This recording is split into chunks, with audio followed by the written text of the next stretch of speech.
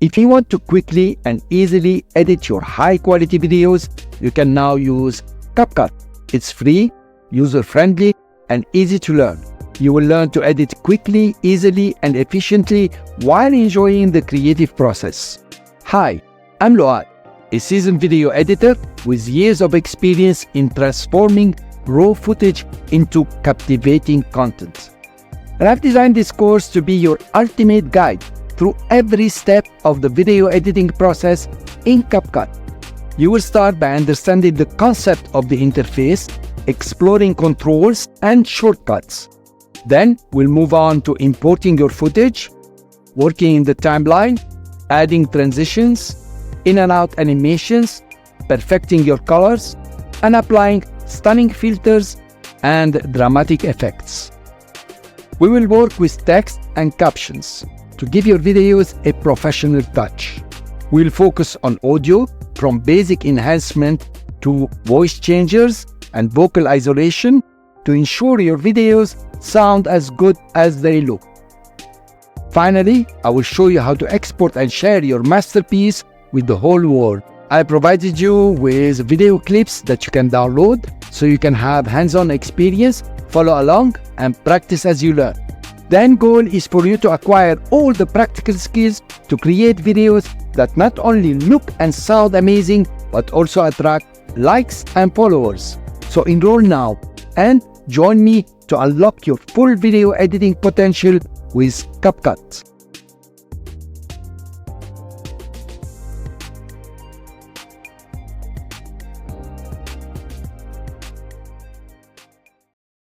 Hi there, I will show you how to download, install, and sign in to CapCut Desktop. We are going to use the desktop version of CapCut for the first part of the course. If you have never signed in to CapCut before, you didn't use it online, then by writing CapCut.com, you will come to this page. If you have ever used it before and signed in or anything, then you will come to the edit page. This is the online editing page of CapCut. To be able to download, what you should do is just go to sign out from here and come back to CapCut.com. You can download for Windows or Mac, depending on your operating system. And if you click on download, the first thing it does is to download an installer. And you can go to your downloads and just open it. The downloader, of course, for Windows is a bit different, but it's the same. You have the downloader, you double click on it, and it will start downloading. Now, the download might take some time because it's around 1 gigabyte, depending on your Ethernet connection. The installer has completed, and actually CapCut will open. Now, I already have a version on my PC, so obviously it picked all what I've been working on. To sign in, you come over here. I'm going to sign out to show you. Now I'm signed out. I can sign in again, and it will ask whatever you want to sign in with. There is no email or password. You can sign in with TikTok account if you have any, or Facebook. I will sign in with Google. From here, I will choose an account, and I will click on continue. The sign-in has been successful. I can close now the browser, and I'm ready to work with my signed-in account. Why you need to sign in? When you sign in, you will get some other options that you can use within CapCut. This is the home screen of CapCut. Remember that. We will continue in the next video with the interface. Hi there. In this video, we are going to have a look, and I will explain to you how to work with the CapCut interface. Within the home, you have a new project and you have auto reframe and create image. I'm sure they're going to put some more. I will go for new project for now. And this is actually the interface of CapCut. It's very easy to use. You have 4 parts only. The left one, this is about adding. The middle one, this is the player. It's about previewing. The right one, this is contextual. It means it will change, and it's all about adjusting and enhancing. And down here you have the timeline.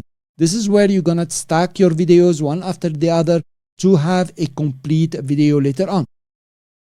On the left side where you have the ad, you notice you can add media, you can add audio, you can add text, stickers, effects, transitions, filters, and adjustment. But better yet, when you select the media, for example, you have other options on the left column here. For example, if you select library, This is a library of videos where you have many options for all the videos you can just use if you want to. That is beside your own videos. For example, if you come to scenery, you will notice you have so many videos, infinite number of videos that you can use in your projects. If you come to audio, you will notice that you have more options here. For example, the music, you can go to vlog, sale, beats, whatever you like. Text, the same, you have more options on the left.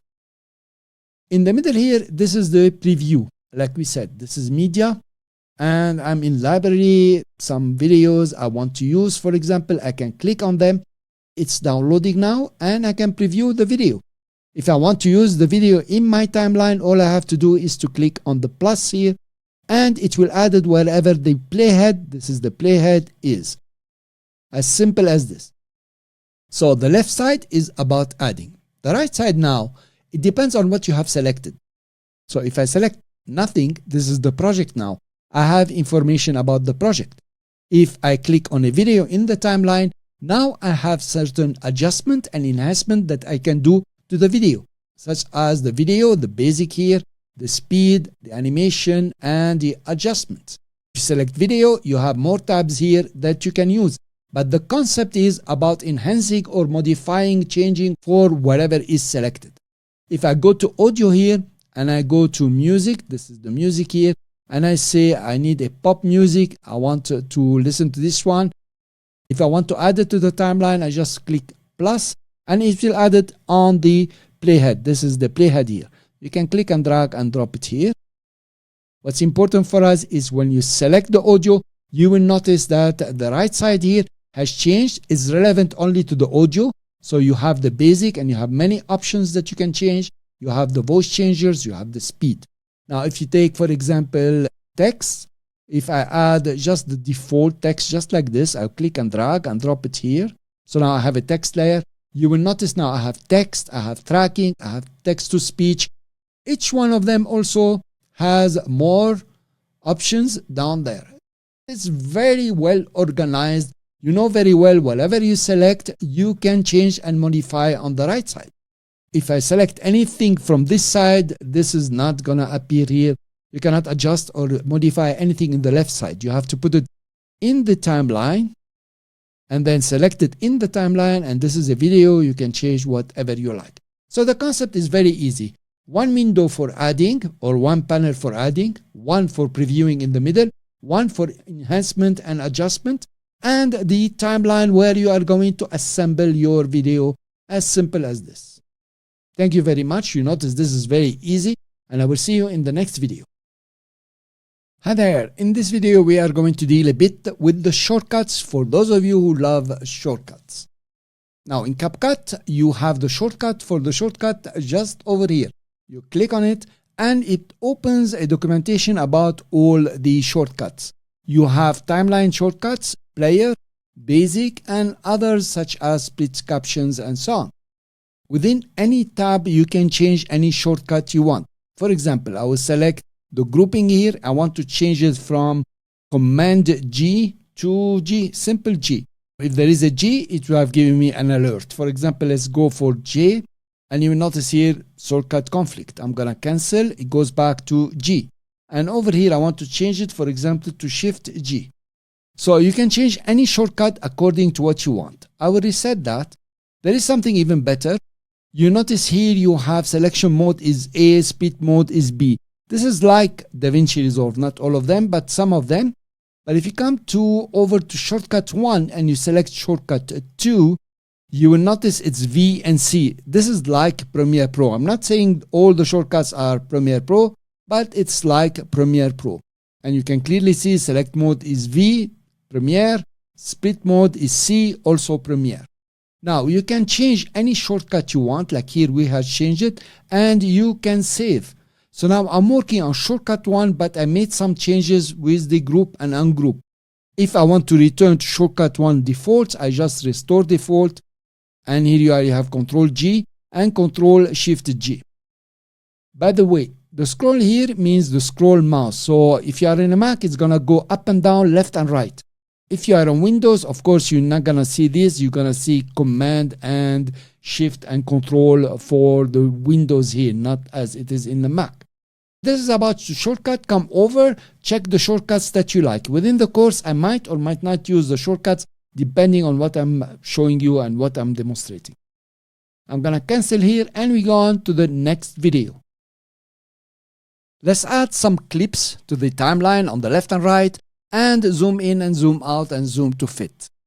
Now, if I take the playhead and, for example, to bring it to the left of this clip, because the playhead is on the left of this clip towards the in point, if I add a clip, it will come on the left of the clip where the playhead was. If now I add another clip, notice how it's going to add it to the left of this clip. Here you are. If I come over to the end here towards the right and add another clip, it will add it to the right of this clip. If I add one more clip, notice it's going to add it to the right of the clip where the playhead is and not at the end of the timeline. So this is how to add clips on the left or right of a certain clip. Now my timeline has become very long. I can scroll through using my mouse. I'm using a Mac here. I'm going left and right. And also I can select the playhead, click on it and click and drag, and I can preview my timeline somehow, but this is not convenient.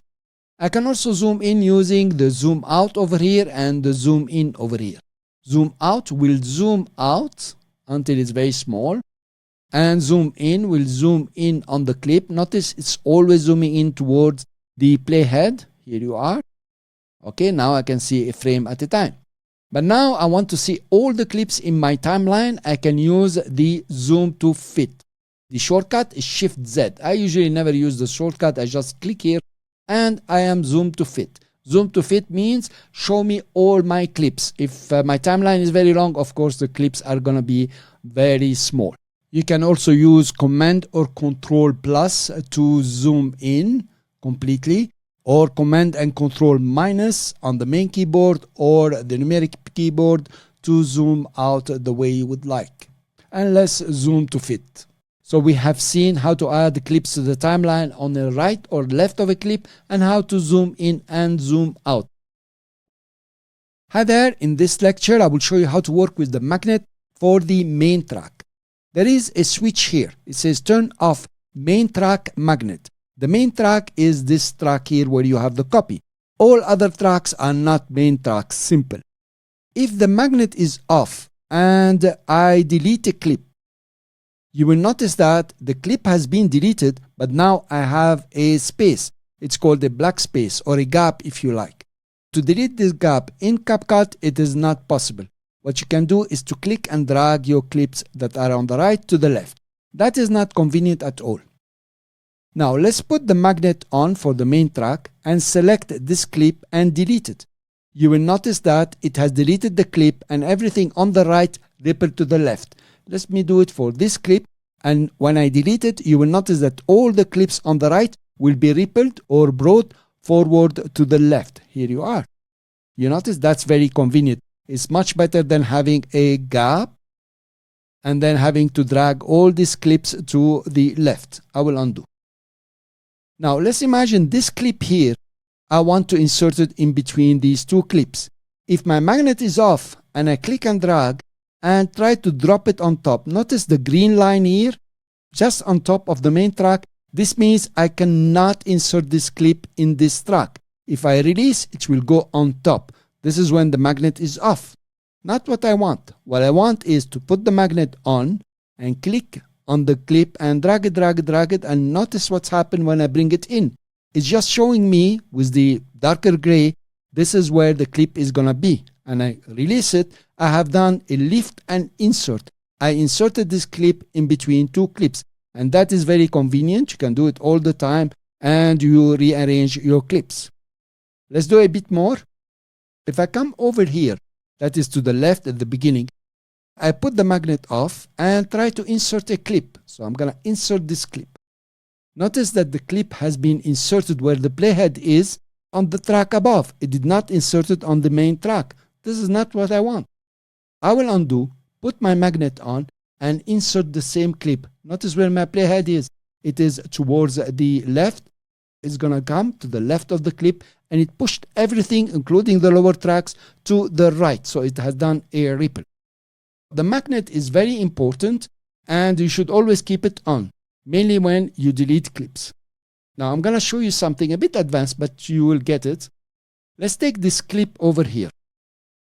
You notice when you come towards the out point is the last frame of the clip. You can click and trim the clip. My magnet is on and everything is rippling, which is fantastic here. I'm just seeing what is the last frame, and I'm okay with that. Then I can trim it from the in point, the first frame, click and drag, and notice nothing is being dragged yet, but when I release, everything will drag to the left, and it has done a ripple. I'm going to undo these two, and I will show you without the magnet what happens. If without the magnet, I can trim, I have a blank space. I can trim again, I have a blank space. Of course, if this happens to you, you can select all these clips here and just drag them. Also, there are other tools that you can use, select forward, select rightward, to rearrange your timeline. I'm going to undo this. From now on, we are going to put the magnet on. Let's go to the turn on and off snapping. The snapping, notice how the playhead is going to snap. You notice? It's snapping. It's very important. Otherwise, if it is not snapping, I actually cannot get to the input or the first frame. And I'm missing something. I'm missing the first frame here. And it's going to make a lot of problems because you will have a frame or two if you cut that are not very good at all.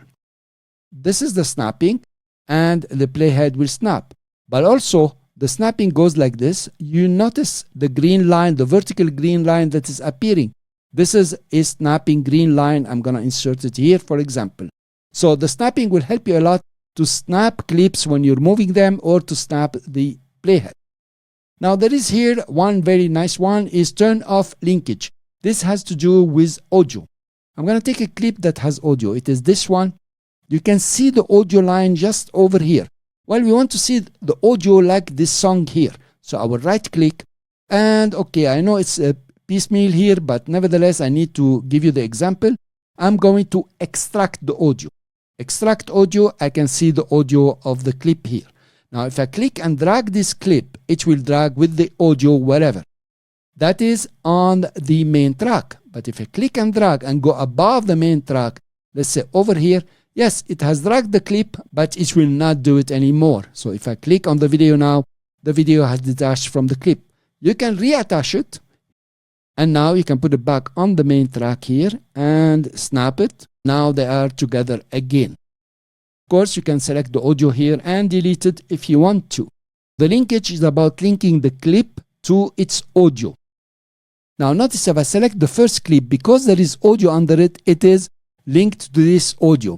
Sometimes it's very annoying, like now. If you want to unlink it or move it, you just remove the link and do something like this, for example. I will undo that. So these are the link. There is one annoying option. Okay, it is this option, turn on preview. If you put it on, you might like it very much. Wherever the mouse pointer is, it will show you in the preview. So it's showing you exactly in the preview here. If it is off, you will have to click and drag the playhead to preview. I am not into turn on preview here. I don't like it when moving with my mouse. I don't like that at all. So I prefer to use the playhead here. This was about the magnet, the snapping, and the linkage for the audio. In this video, we are going to take care of some of the tools that are on the left here. Notice when you don't select anything, you have some tools. When you select a clip, you have more tools. We are going to see them in this video and the next one. The first one that gets your attention is this arrow here. This is the selection mode. If you click on the arrow, down arrow next to it, you can choose others. But of course, you don't want to come here to change tools. You want to know the shortcut B, right square bracket, and left square bracket. I will show you what they do. The selection tool is obvious. You select. If you take the split tool, that is B. I can type B and I have the split tool. For example, from here, there is a portion I don't want. So here I can split the clip. So I click where the playhead is or anywhere I want.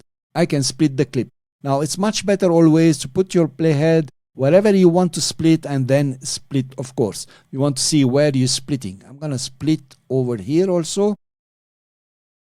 Let's say that this portion here, I don't want it. I want to remove it. I will go for the selection tool, and remember it is A. Now selection tool, I will select and will use the delete or the backspace to delete the portion I split. So the split really is used that way, but you can also use it in another way where you split over here and you split over here, you select this portion, you remove it, select this portion, and this is a long way, but you can do it. There are other options here. I will delete to the left and delete to the right. This is something you really want to remember. This is Q and this is W. How it goes, let's come to this clip here to change views. Let's say I don't want anything from the beginning up to here. So I want to delete from the playhead to the first frame of this clip or to the beginning of this clip.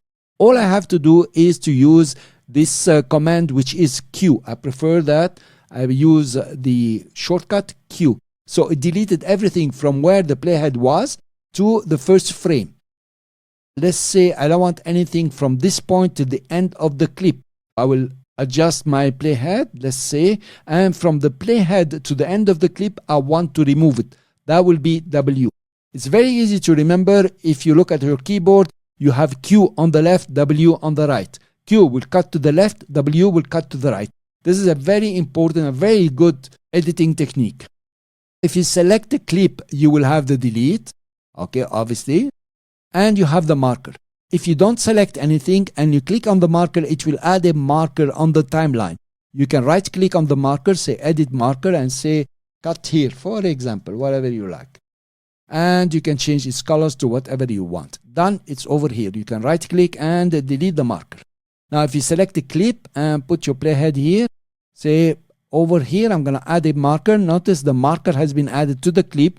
You can right click and say edit marker and say add text, for example, to remind you or something like this. It's okay. Let's right click on this marker and delete the marker. Now there is the other option here is to freeze. So come over here, okay, anywhere you want. And let's say you want to freeze for 3, 4, 5 seconds. All you have to do is to click on the freeze.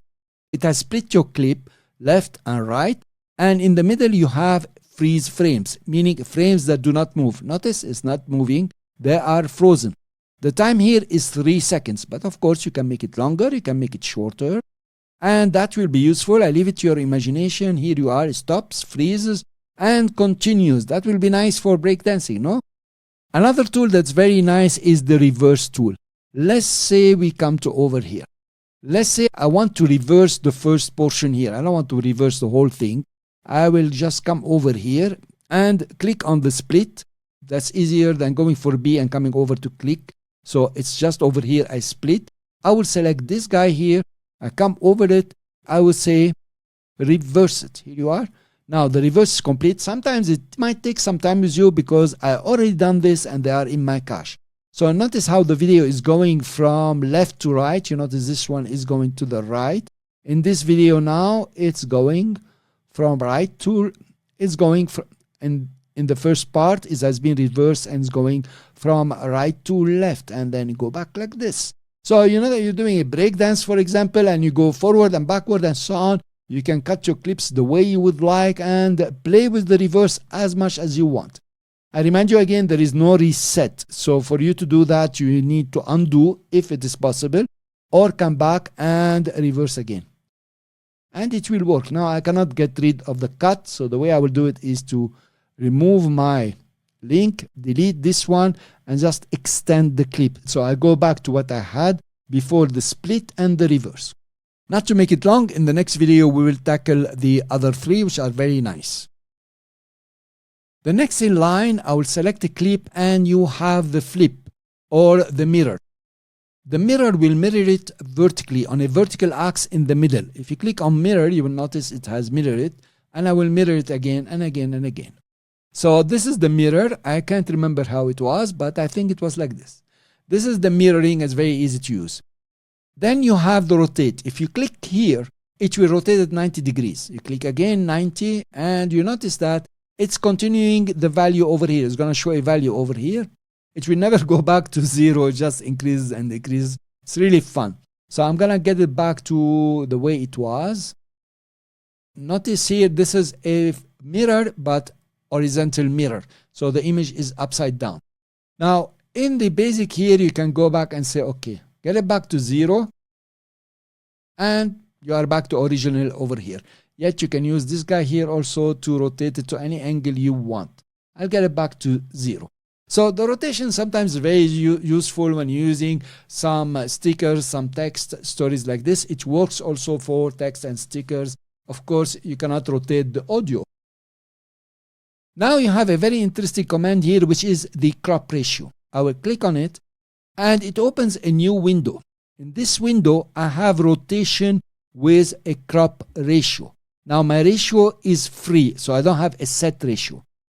If I rotate, you will notice it is rotating and zooming in and out to always fit the video inside the frame.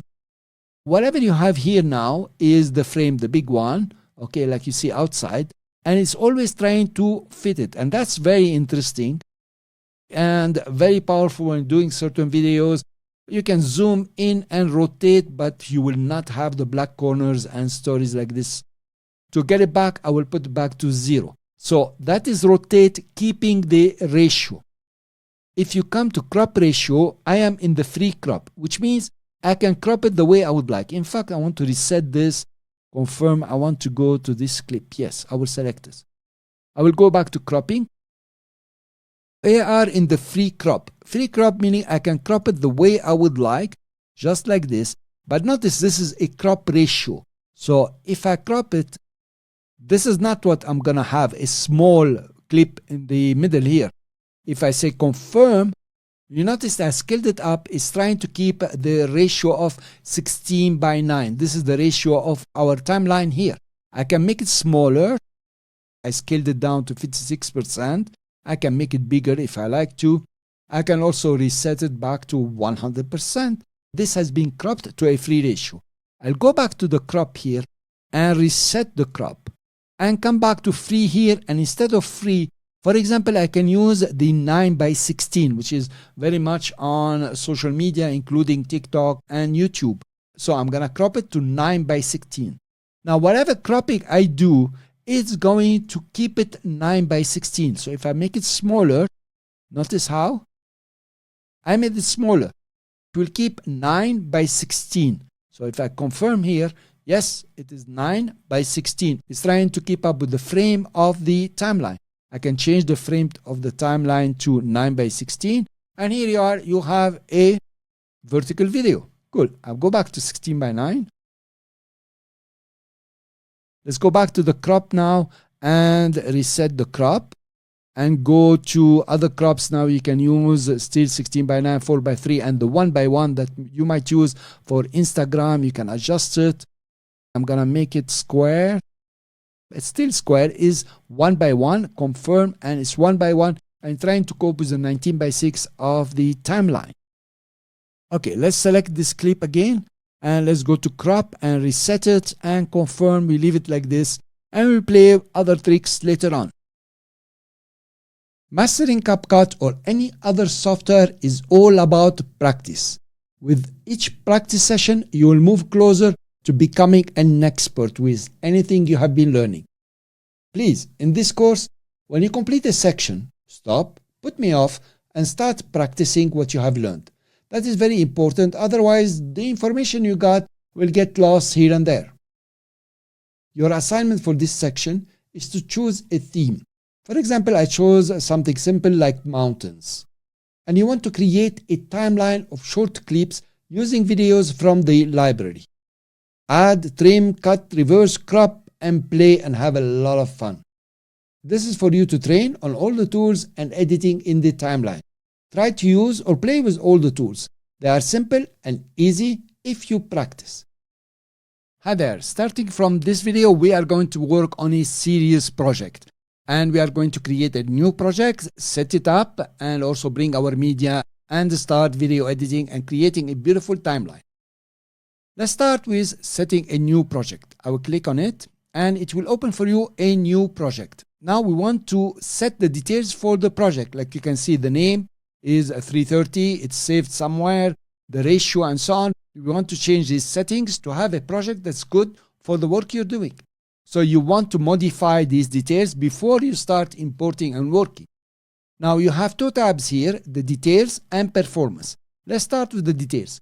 First of all, the name of the project. It's a serial number. You can add a name, for example, Coffee Cup Training. CapCut will save a draft of your project. You notice there is no save in CapCut. You just exit, it's always saved. And this draft is under this folder, which is quite big. Users, movies, CapCut, user data, projects, and so on. You notice that the name is still 330, and you will stay 330 until you exit and you reopen. Import material. You can copy them to where the project is, or you can keep them in original place. Of course, if you keep them in the original place, at least you know where they are. Now, when it comes to ratio, remember we talked about this when we were cropping. It's much better to set the ratio. If you don't set the ratio, then it will take the ratio of the first video you are going to drop in the timeline. So better yet, to go 16:9. I'm creating here a video for YouTube, for example. And the resolution, I don't want it adapted. If you leave it to adapted, it will be the resolution of the first video that you dropped in the timeline. So I'm going to change it to customize. And here 1920 by 1080, I'm very happy with that. This is the size of most of the videos I have. Now frame rate is 30 frames per second. That's very good. You can keep it like this, but ensure your videos are 30 frames per second plus or minus 1. It's okay. But I'm going to change it to 24 frames per second. Because I know the clips I'm going to use are 24, 25, and 30. So 24 will be excellent, and I can speed up and slow down these clips. For the color space, SDR Rec 709 is excellent for the web. That's very good here, and it will do a good job when streaming. Then let's go to performance. In performance, always enable proxy. Proxy will reduce the preview resolution of the videos. So when you're playing, it's going to be quite fast or quite smooth. You can set it to 720 or 540. We can keep it 720. My PC can take it. It converts the material above the proxy resolution. That if you have 2K, 4K, it will reduce them to 720. So you can preview very fast. So we have done the details and the performance, and we click Save. Now you notice here I still have 0330. That's no problem, because when I exit, I come back here, it will give me the name I set it up. So don't worry about it. So setting up the project before you start importing your media and playing around and editing, it is very important in my opinion. In the next video, we are going to import some videos and maybe start video editing. Hi there.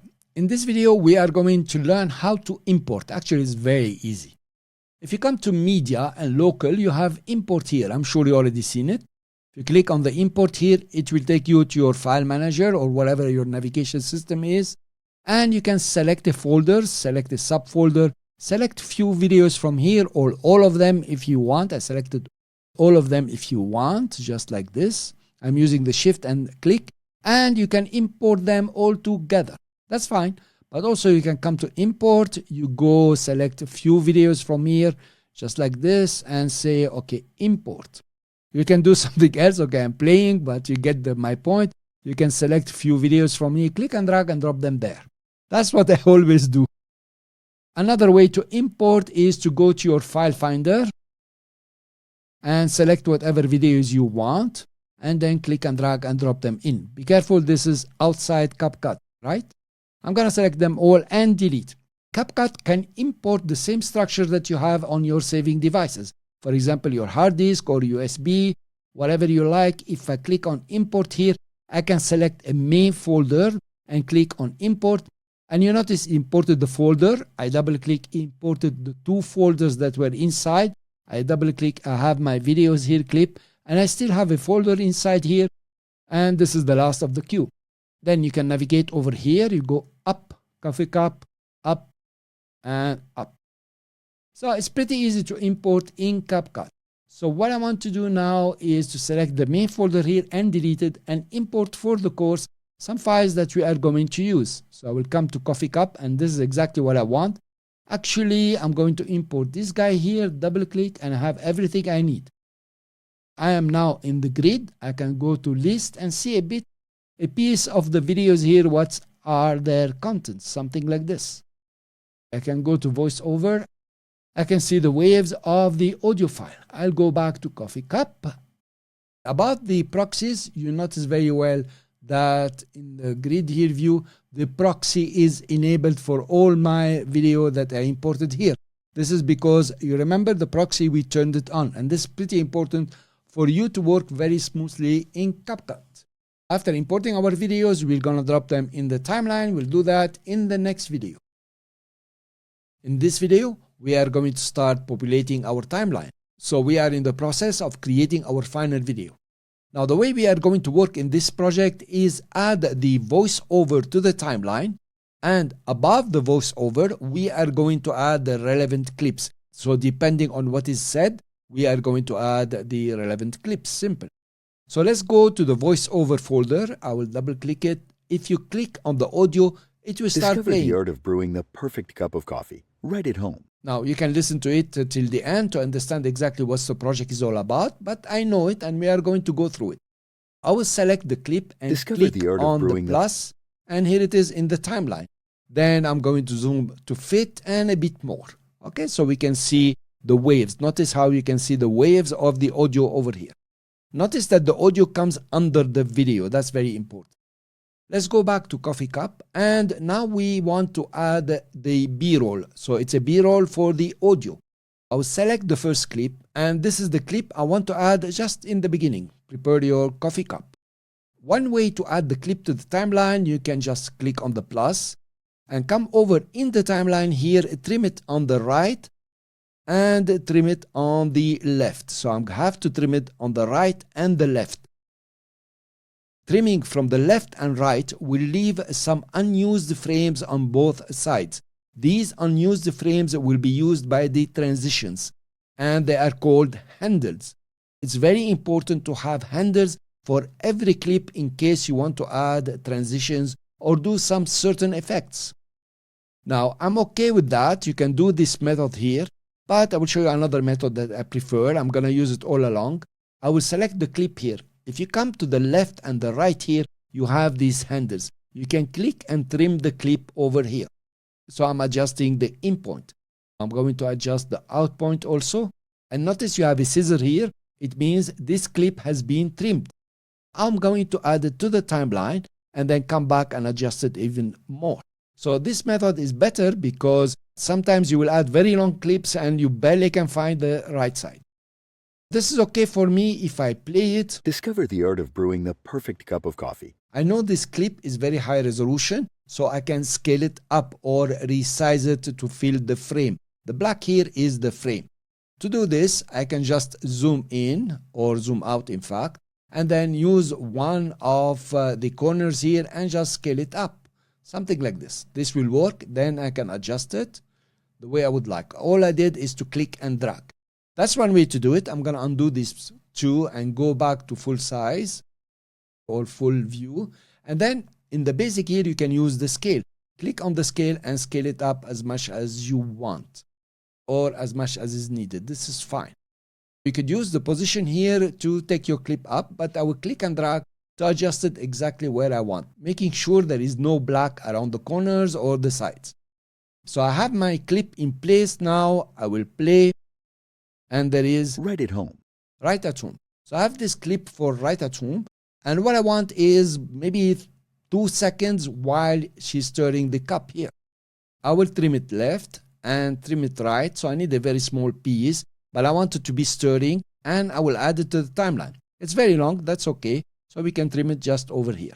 Now I'm sure I have handles on the left and on the right, unused frames for my transitions.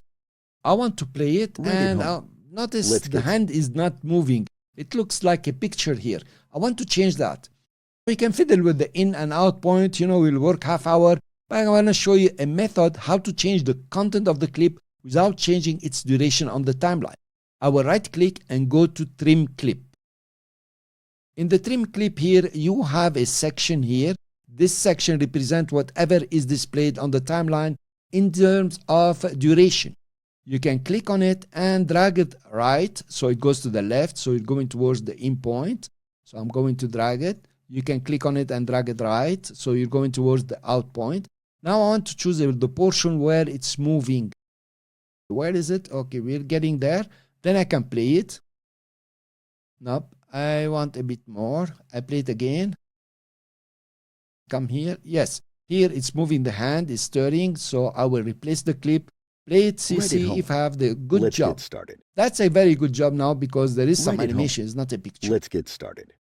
Right-clicking and trimming the clip is called a slip edit. So you slip it around.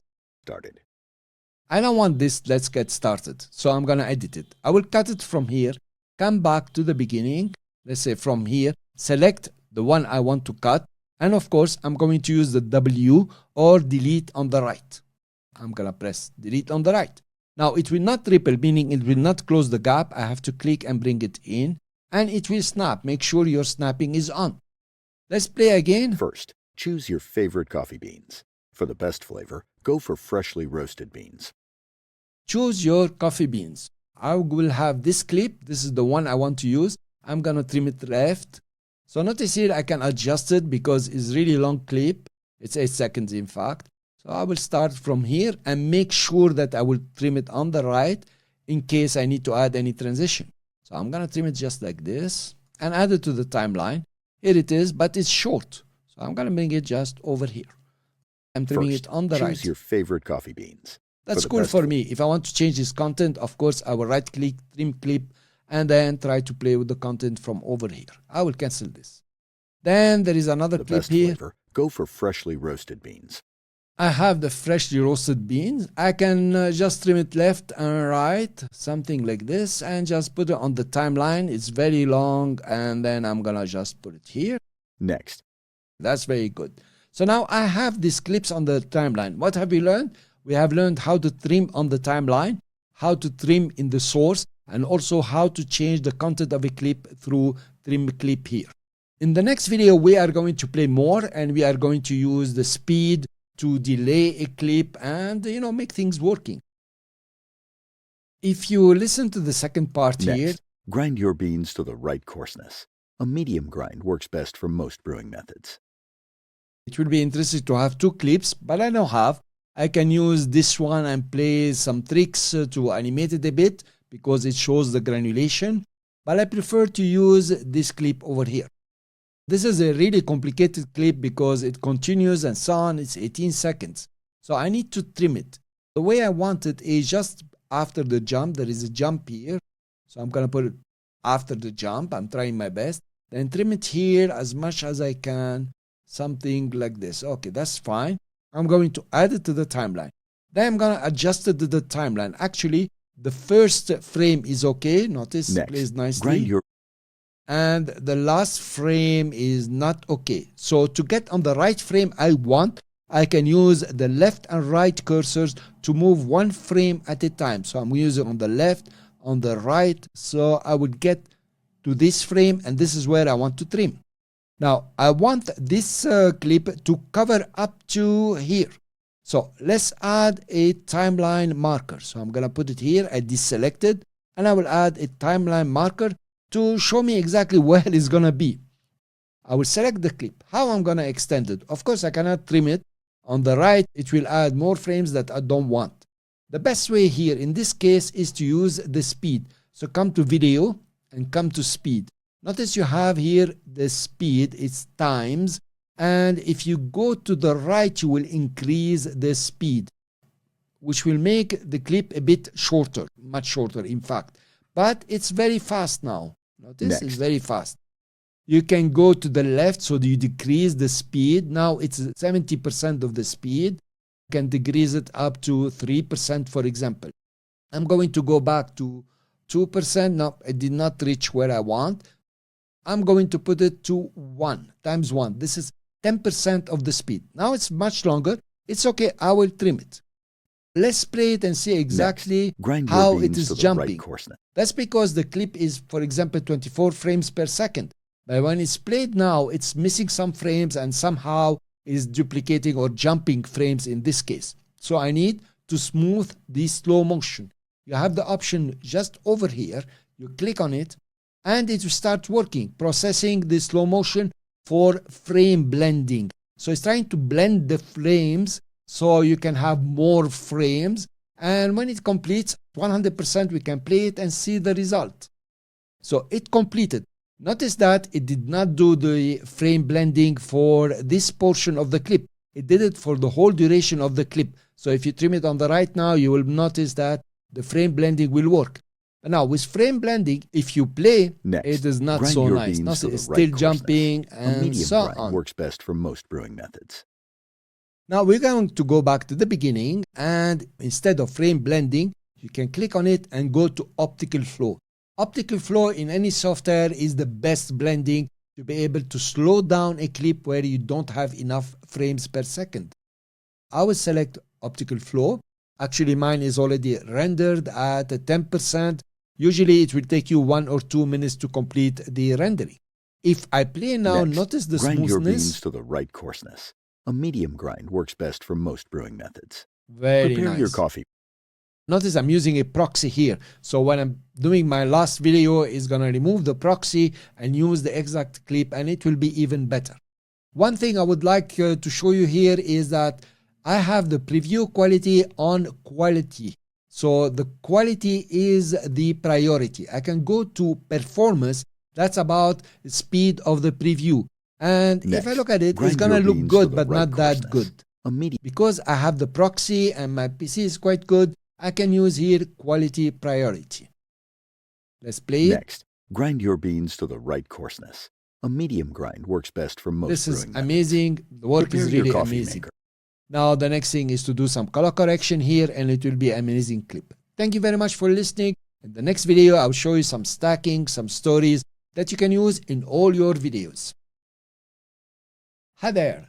In this video, we are going to achieve this. Having 3 clips, one next to each other, well aligned, exactly the same size, and with a background. Now the trick here is to use a very practical method to achieve this. Good, let's start. Our first clip Prepare will your be, coffee maker. Whether it's a French press, drip, or espresso machine, I'm gonna go French press, drip, and espresso machines. So the French press will be this clip over here. And it's quite a nice clip, so I'm gonna trim it on the left a bit, trim it on the right before there is anything, maybe over here, and drop it in the timeline. Now, I don't know until when it has to go, but I think it is going to go. ensure it's clean. Ensure. Okay, just over here. So I'm gonna extend it. Look at it. Prepare your coffee maker. Whether it's a French press, drip, or espresso machine, ensure. Good. So this is one of the third. How I'm gonna make it a third? Well, I can use masks, but it's gonna give me problems because masks are free transform. The best way is to crop it. So I'm gonna go to crop it. And then, of course, we can play around with these, but that will not do the trick. What we want is to go to 9:16, 9:16, and then adjust it the way you would like. More of the handle and less of the hand. And then confirm. That's all I want. Then I'm going to put it on the right. That's pretty cool. The next one is going to be the drip, just over here at the bottom. I will trim it on the left a bit, on the right, not too a bit, a lot. I don't want to just come. Okay, that will do. I'm going to add it to the timeline. Of course, it added it over here, so I can click and drag it up and release. When I release, it will create a track that is above the original track. Now I have this clip here. I'm going to extend it just like this. This clip is true. It's a vertical clip, but you notice it's smaller than the other one, so I don't know its ratio exactly. To fix it, I will go to crop again and go by 9:16. So now I have the 9:16. When I adjust it, whatever I do here, it will stay 9:16. We have seen that before. So actually, this is pretty cool, just like this. I will confirm. Of course, I have enough resolution not to lose the resolution here, and the clip will stay sharp. If I play it now, Prepare your not bad coffee at all. maker. Whether it's a French press, drip, or espresso. Well, I don't want it to drip here, so I'm gonna make it shorter, trim it even more, up to here, and come to speed. I have the clip selected. I'm gonna go over it and decrease the speed a bit. release, decrease, and release. Yes, so actually it's pretty good now. So now by decreasing the speed, I made the clip longer, and really my content is pretty cool. Of course, I can come back here and do the blending. Let's go to optical flow. It will take some time. I will leave it to work. It will be okay, then it will give me the right one. Now this clip here, I come back to video. I want to center it, which is centered now. Let's go and find our espresso machine. For example, this one, I will trim it on the right. I will trim it on the left. Actually, I don't want to see anything inside. Just few frames if I have a transition. And then that's cool. That's not bad, even a bit less. So I'm going to drop it. Notice comes over here. Click and drag and put it on top, and it will create a track for me. Here you are. So now if I play Prepare your coffee maker. It's Whether okay. So I'm going to use the same trick because I don't care about these guys. I will select it and come to speed and reduce the speed just like this. Okay, that's fine. And I think it's okay because it's a stable image. Now I need to crop it, and I will go exactly for 9:16. I have 1/3 here. I'm going to do it just like this. I think this is cool. I think we have too much here. Yeah, okay. I will confirm, and I need to put it on the right. So this is on the right here. If I come back to this clip and go to speed, it has finished its optical flow. If I play now, make sure this is here. Okay, well aligned. And this is well aligned. Yes. And then play. Prepare your coffee maker. I have a whether it's a nice French press, drip, three or of them. But now I want to do more. Notice something here. I want to add a background. This is the black one, and this is on the corner. I don't like it very much. I want to add a background like a border and in between. So I will select the first clip. Press Command and select the second one. And Command and select the last one. So if you are on the Windows, it's going to be Control and click. Notice now I have one binding box here. I can now play with the scale of the binding box. I can play it from here, make it smaller. That's not working fine. I'm going to use this guy here and make it smaller. Notice the difference here. If you use the scale, it's scaling the three of them, each video. But if I click and drag from the binding box here, I'm really using like it is one video, one frame. So notice the difference here. So I'm going to go like this. Okay, I like this one. Maybe we can adjust it a bit more, but that's fine. Now I need a background here color. Well, what I can do is to go and find something blue, green, red, but that's not the way to do it. The way to do it is to select the clip that is on the main track just over here. And within Basic, if you go to the bottom here, you have Canva. If you select the one above the main track, anyone that is not on the main track, you will not have Canva. You have the order of the layers, which one is on top. And the same for this one. So only the main track has Canva. So if you select the Canva and then click on None and you go to Color, now you have the choice to add a background color to this clip on the main track. For example, I want a dark gray. This is gray, this is black. I will go for dark gray. Come back to the color picker here and adjust my color to dark. That is nice. I will click out and maybe we play. Prepare your coffee maker. Whether it's a French press, so you notice now this guy here on the main track has the color of the background. If I select these two clips using Command here and press V to put them off, you will notice that it is only this guy that has the background which is on the main track. I will undo this. So now we have our three clips. They're very nice. They're showing something nice. If I want to adjust the cropping on this one, I'll come back here. Maybe I'll do something like this. Confirm. Stay in the same place. And you can align them the way you would like. Now I put them 1, 2, 3 according to the voiceover.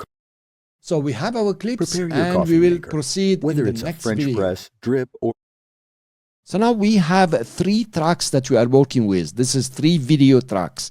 And the tracks are just over here. You can lock a track. You can hide the track so you don't see it anymore.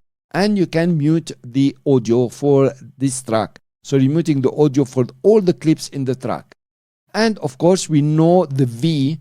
V will make it off or on. You can find all this in the shortcuts also. If you right click here, you will notice that you have deactivate clip. That is the V I have been using here. Cool. So let's add a bit more. Here we Ensure have, it's clean and ready to go. so I want it very clean. I'm going to use this clip, but actually when it plays, you notice start pouring coffee. I want to use the first frame from this clip. So I'm going to, trim it as much as I can. That's the maximum. And put it in the timeline. I'm going to zoom in. And you notice the playhead is on the first frame. So I will now go for freeze. And it will create a freeze frame. That is almost an image now. Okay, you can even export it as an image. And then you can remove the one we don't want playing. So we are just over here. Now, if you play, that's very fine. Nothing is happening. Of course, we are going to make it more interesting. Let's zoom in first and make it as big as possible and move it to the center. Something like this. Later on, we are going to add some animation, some transitions, whatever you like. But for now, I'm going to cheat a bit and show you about the stickers. If you come to stickers and I am in details here, you can use some glimmer here that you can add to the clip. Something like this, for example. And let's move it to the side. We can have two of them. I'm going to copy that, Control or Command C, and then Control or Command V to paste. Put it on top, for example, and put this guy here, one there. And with a nice transition, you will see the glitter. Let me deselect. It's clean and you can see the glitter is squeezy clean. Now. Cool, guys. So we are going to remove the sticker, and don't tell anybody I cheated here. Okay, because we want to go one step at a time. In the next video, we'll take care of the rest. Let's continue with our clips here. We want to add them all to the timeline and remove the audio that we don't need. Now brew your coffee. Let's go for a nice clip here. I think this one will do. I already trimmed it. I'm going to add it to the timeline. It's too long, so let's make it shorter and look at it. Now brew your coffee. I can right click on it and say trim clip and choose maybe something better. I think from here is awesome. I will replace the clip. There is some dialogue here I don't want. The key to a great cup is the right ratio. So this is not really necessary. I don't like it even. I'm gonna cut it from here, come back and just select the right clip, press W to cut it to the right, and then bring this one and just match it and make sure that I have my snapping on. So let's listen what we have. Once brewed, pour your coffee into your favorite mug. We can add a bit of this because it's once brewed, and then get the cup of coffee which I already trimmed here and added to the timeline. And we do like this. Let's see. Once brewed, pour your coffee into your favorite mug. Very good. So customize with milk. This is the clip for the milk. I already trimmed it. I'm going to add it to the timeline. It's very long. Let's do something like this, I think. With milk. Milk. I'm going to stop here. Let's right click, trim clip, and see exactly inside. I want to start pouring the milk. This will do. Now for the sugar, we have a special clip. It is this clip here. I already trimmed it. I'm going to add it to the timeline and play. Or enjoy it black. So, or enjoy it black. So I'm going to bring it here. This is the one for enjoy it black. I'm going to add it to the timeline. And I think it's okay. Black. And that's it. You're perfect. My perfect cup of coffee, it is one very nice one. This one, I'm going to put it in the timeline, trim it as much as possible. But now I want to do something else here. Maybe I will crop it to 16 by 9. Okay, and then make it smaller a bit. Put it here in the center. Yep, that looks good. Confirmed. That's not bad at all. Your perfect cup of coffee is ready. Now for the next. Enjoy the rich flavors and aroma. Okay, you have this clip that you can play with. You can add it, or you have the other clip. What is it? This one, but I don't want the lady down there. I want this guy drinking. I'm going to add it to the timeline. And of course, it's very long, so I'm going to make it shorter. And we're done. Let's come back to the beginning and see our work. Discover the art of brewing the perfect cup of coffee right at home. First, choose your favorite coffee beans. For the best flavor, go for freshly roasted beans. Next, grind your beans to the right coarseness. A medium grind works best for most brewing methods. Prepare your coffee maker.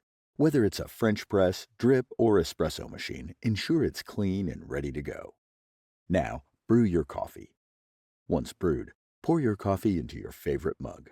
Customize with milk, sugar, or enjoy it. Customize with milk, sugar, or enjoy it black. And I think the milk should be shorter, so we bring in sugar. with milk, sugar, or enjoy it black. Even the sugar here should be a bit shorter. And that's it. Let's try it again. Customize with milk, sugar, or enjoy it black. And that's it. Your perfect cup of coffee is ready. Enjoy the rich. I'm going to extend it. I think we have done a great job. What's next is color correction, stabilization, and there are lots of stories that we can see in the next videos. Hi there. In this video and a couple more, we are going to work with the audio. The audio is very simple, and there are some awesome effects, if you like, that you can use in CapCut. Now, the first thing I do for my audio is to select all my clips here. These are B-roll clips. They're not supposed to have any audio. But sometimes, as you can see, this clip has some audio, and it could be some noise, something that you don't want to hear. When I select all of them, I will right-click and go to Extract Audio. When you extract the audio, all the clips will show their audio here. Now, usually you don't want this audio, so you're going to make a lasso around them and delete them. In the audio over here, you have music. You can select the music that you want to add to your videos. You have sound effects. That's very right. You have copyright. I find it very important. You will check if your music here has any infringement on any copyright, but only for TikTok, not YouTube, not Facebook, or all the others. And then you have the extracted audio, which we haven't done yet. You have TikTok. When you log in here and you're using to some music, I think so, it will show you more audio over here. Let's go back to music and we open it. And for example, you can select the theme Love, and there is a, I don't know, some nice music you can listen to, add it to your video the way you would like. I'm gonna go for Spring. This is nice for me for this video. It's calm. I'm gonna click and drag and drop it in the timeline. Notice it's not snapping to the beginning because this is not a main track, of course. In this audio clip, you can see some red. Red means that it is over peaking. The volume is higher and is breaking your speakers. So you don't want to have any red over here. To adjust the loudness, you can decrease the loudness just from the basic for the audio. So because I've selected the audio, I have the audio panel here, and you can select your volume and take it down as much as you want. Something like this will do. Now the fade in, fade out are quite important because when you're starting a video, just like this, Discover the art of brewing. you don't want the volume to start high. You want the volume to start at 0 and increase slowly according to a certain time that you need. For that, you use the fade in. So if I take the fade in to 3 seconds, that means my audio on this track is going to start 0, no volume at all, and increase the volume, and it will get back to the right volume or the set volume in 3 seconds. Come to the end over here and cut this clip. I can do the same for the fade out here. I'm going to set it at 3 seconds or whatever you like. When you come to the track itself, you have this circle. This circle is the fade out now. You can adjust it manually from here. So usually you will use this one to listen to the fading. Okay, so it's not a number. It depends now on what you want. The rich flavors and aromas and start your day right. You notice how it faded out? It's pretty nice. And over here, I wanted to fade in slowly. Discover the art of brewing the perfect cup of coffee right at home. And now the volume is at 100% according to what I said. Now you have the loudness normalization. I'm going to put it to 0 again and normalize the loudness. It means it's going to balance the volume so there is no excess loudness, something like this. So we select this one, it's going to work a bit. And notice here it has minus 23 LUFS LUFS. That means this is very good for TikTok and YouTube. Minus 23 here. So if I play now, You'll notice there is no high peaks that can hurt the ears or something like this. Enhanced voice and noise reduction and the rest, we will see them in different examples in the next videos. Let's play more with the audio. I will select this clip. I'm gonna put the song off or the music off so we can hear here what's happening 100%. So we have the same stories of fade in, fade out. For voiceover, you really don't want to fade in or fade out. That would not be nice. But sometimes the fade out is cool if you want to. Of course, you want to go for the loudness normalization. But in this case here, I wouldn't do that. It's very well done. And I will remove it. Now, you can enhance the audio. So let's listen to it before enhancing. Pour your coffee into your favorite mug. Customize with... Now, you can notice that the audio here is almost perfect, but nevertheless, you can enhance it. Once brewed, pour your coffee into your favorite mug. There is a slight difference here, yet it's perfect, but you can try it with your own voice, and later on when we record, we are going to enhance it even more. You can go up to 100%. Usually it will render it from 0 to 100% for enhanced voice. But since I've done it before, it's in my cache. So let's play it now with the enhance. Once brewed, pour your coffee into your favorite mug. And without the enhance. Once brewed, pour your coffee into your favorite mug. You notice there is quite a difference. And actually with the enhanced voice, it's better at 100%. Pour your coffee into your favorite. Take in consideration, this is for this audio. So if you have different audios, things are going to change a bit. Or enjoy it black. And that's it.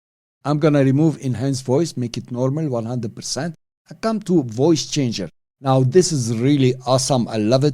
Here you have several effects you can use. Let's go for the mic Once hug. brewed, pour your coffee into your favorite mug. And increase the room size. Okay, something like this. Notice the audio now. Customize with milk, sugar, or enjoy it black. So it's like a guy talking in a very empty room.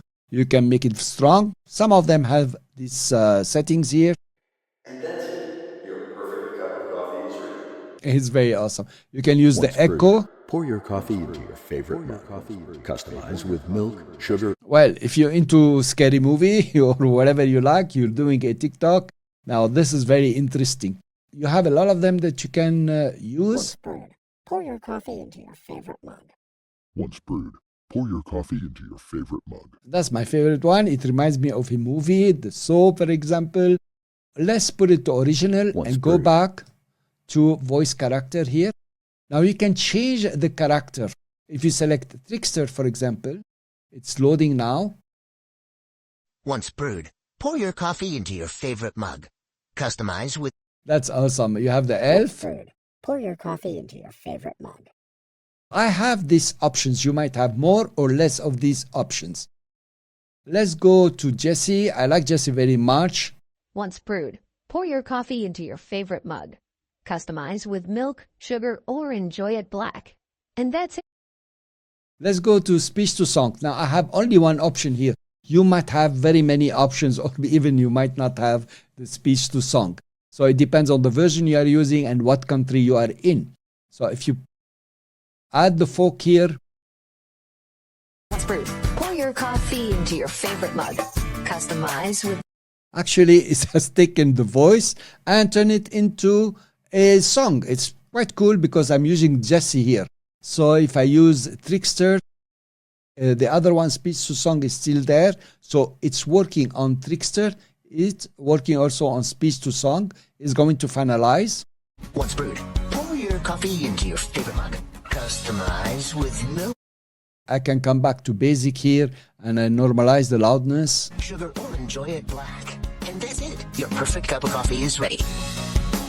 Enjoy the rich flavor. You notice it's extremely awesome how you can play with audio within CapCut. So I'm going to put it Once to normal. brewed, pour your... Let's go to speed. I always faced problems with speed when you increase the speed of a speech. You know, everything else increases and it will look always like a chipmunk. But in CapCut, it's much more interesting. Of course, don't go increasing the speed to 60. It's going to sound ridiculous. But if you increase the speed a bit, let's say at 30% increase, so it's 1.3. With milk, sugar, or enjoy it black. And that's it. Your perfect cup of coffee is ready. That's really awesome to increase the speed without having a tone change. If you put the tone change on, this is exactly like other software where now it's going to Pour your sound coffee into your favorite mug. Customize with just like a chipmunk, and you don't want that. You want this off. Well, depending on what you're doing also. Let's say you can go to 1.5. I will not go higher than this. Once brewed, pour your coffee into your favorite mug. It's not okay. I think 20% is the best. That's what I will do for this clip. Maybe you will have another audio clip where you're speaking nicely and you can speed Pour it your up. coffee into your favorite mug. Customize with milk, sugar, or enjoy. And remember, you can go back to the voice changer here, change something, change the character, for example. Let's take the sticker. It will keep the speed. Once brewed, pour your coffee into your favorite mug. Customize with milk, sugar, or enjoy. Very nice. So these are the tricks that you Once can brewed, play. pour your coffee into your favorite. We are returning to basic. I'm going to go back to basic and enhance the voice maybe. Now we have 3 clips that we want to work on. You can select all of them, by the way. Let's go back to this guy here and put the volume at 0. Okay, so they are all similar now. I can select all of them and add the audio, for example, add the volume to 5, something like this. And then you notice they Right all choices. have the A same medium audio. grind. I will remove loudness from here. So they are all identical. Then you can select all of them, for example, and then loudness normalization for all of them. And that's pretty cool. It will save you a lot of time when you have several cuts over here. And the enhance voice, notice it's a minus. It means not all of them have enhanced voice. So I'm going to check it and they will all have the enhanced voice. So you can work on multiple clips at the same time. And this is very practical. So remember these things. Don't go one clip after the other. Discover the art of brewing the perfect cup of coffee right at home. We covered a lot, and the next video I'm going to show you more. There is an option that I really love and I use for my own videos and for clients' videos also. It is the vocal isolation here. So I need to add another clip here. I will come to my file finder and select this clip and drag and drop it inside here. I'm going to put this clip in the timeline. This is a song. So it's a very nice song that I love very much. It's an old song. So the audio is connected to the clip. I'm going to right click and extract the audio. So I have the audio set aside here. Of course, you have the volume and stories and so on. Let's go to vocal isolation. You notice here that we have the voice and the music. Awesome. So let's select it. You have 2 options here. Keep the vocals or remove the vocals. I'm gonna go for remove vocals. And you notice her voice disappeared and it's really pretty well done. I have to admit that. I don't understand why there is keep vocal, but maybe you want to alternate from one to the other. So this is remove vocals. This is very useful if you want only the music or you're creating some, I don't know, some karaoke, whatever you like. I have used this song here. And if I come over to audio, I have here the copyright. I can check if I can upload this to TikTok. It will check all the clips. So I will check it. Running the copyright, I have music, I have my own audio, I have the Rexa song here, and it's going to analyze everything and says, okay, sound copyright check passed. You can upload this to TikTok. But make sure, guys, that you are also safe for YouTube. So don't use full songs. For education purpose, we can always get away with it. But for some commercial videos, you might not get away with it. Cool, guys. Thank you very much. This is voice isolation and checking. And I'll see you in the next video. There is an option that is awesome that you can use all the time, mainly if you're taking some audio from other videos if you want to, and then you add your own video. This option, you will find it under audio here, under extract audios. You can import a video. Actually, you're not going to import the video. I'm going to take a video from here, and that's the video. I want only the audio. So usually what we do, you come to media, you go to bring in the video here, drop it in the timeline, extract the audio here, and of course, your chain link is off, that is audio and video, you delete the video. Okay, that's very fine. It's a long way. But there is better that you can do. Come to audio, come to extract audio and say import. And I'm going to select this one. Now, since I already did a trial on this one, it's going to be pretty fast. Maybe you will need to wait a few seconds for it to extract the audio. And I will say import. It did not import my video. That's the old video. It imported only my audio from here. After installation, the first thing, and you can put it in the timeline and start working on it the way you would like. That is awesome. Yet there is a better way to do it. If I select this, I'm gonna delete it. And then I'm gonna come to media and make sure I don't have it here.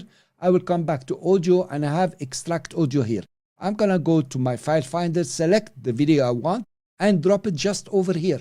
So actually you are not importing the video itself, you have imported only the audio. And you can do it again if you like for another one. Let's say this one we didn't use, and I say import is gonna take few seconds and it has imported only after the installation audio. The first thing you want to do, hi there, in this video we are so you can use this in the timeline now the way you would like. Here you are. So if I zoom out, you can see them both. They are very long clips. Cool, guys. So this is how to extract the audio, and this is very useful, and try to remember these shortcuts. I will delete these from here. We don't need them. Hi there. In CapCut, you can record your own voiceover if you want to. You come to the record over here and you click on it. You have several options. First of all, you can choose your input device. I've chosen the best one I have. You can set the volume for the recording. 100 seems to do very well. You can take it, for example, to 150. Actually, it will depend on the voice and how loud you are speaking. There is echo reduction. That's very important. If you're sitting in a room that has certain echo, you can enable this option. I will disable it for me. I don't have any echo. I don't want to do any work. You can mute the project. So obviously you will not be recording anything as audio within your project. And I think this is very important. You can enhance the voice directly from here, or you can wait until you enhance it from the audio panel.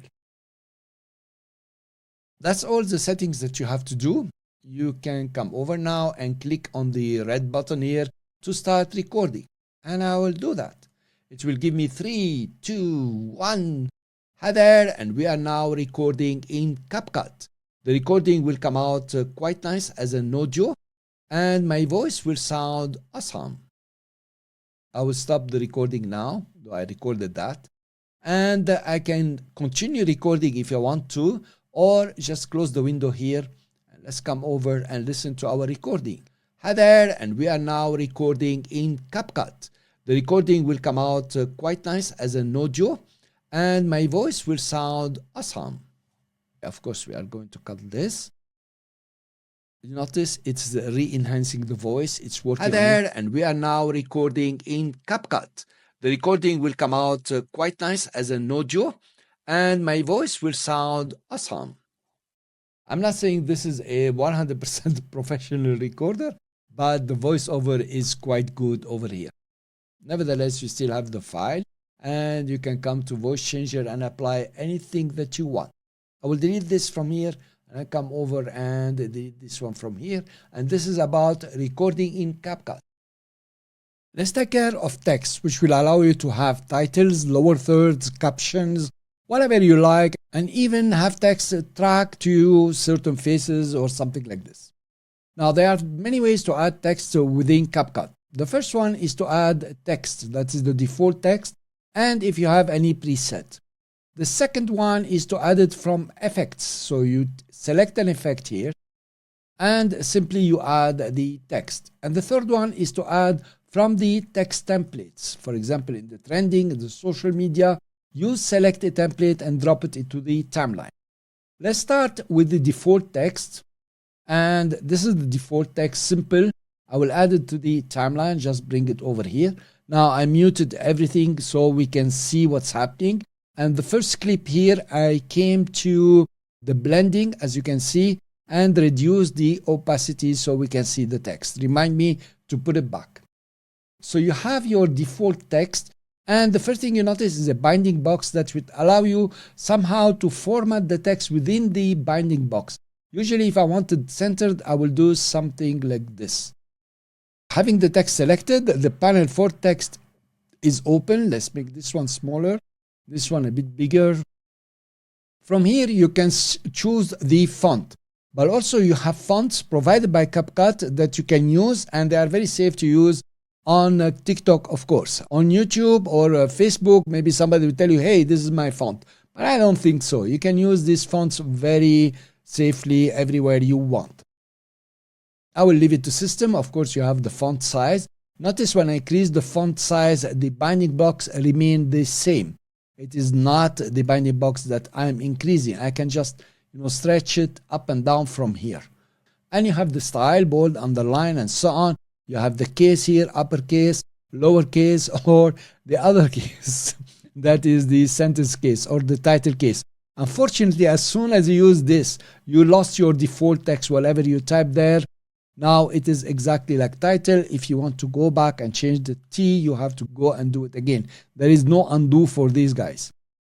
The color is obvious. You have the character spacing and you have the line spacing. Let's add, for example, the perfect, and then I'll add another line, coffee cup. So let's go back to character spacing at 0. You have the line spacing now, and you can take it up and down, and then you can make it negative. So you put them on top of each other if you want to. And of course, you have all the alignments that you want. Even you can put it vertical and all other ways that you like. Now you have some presets here that you can use.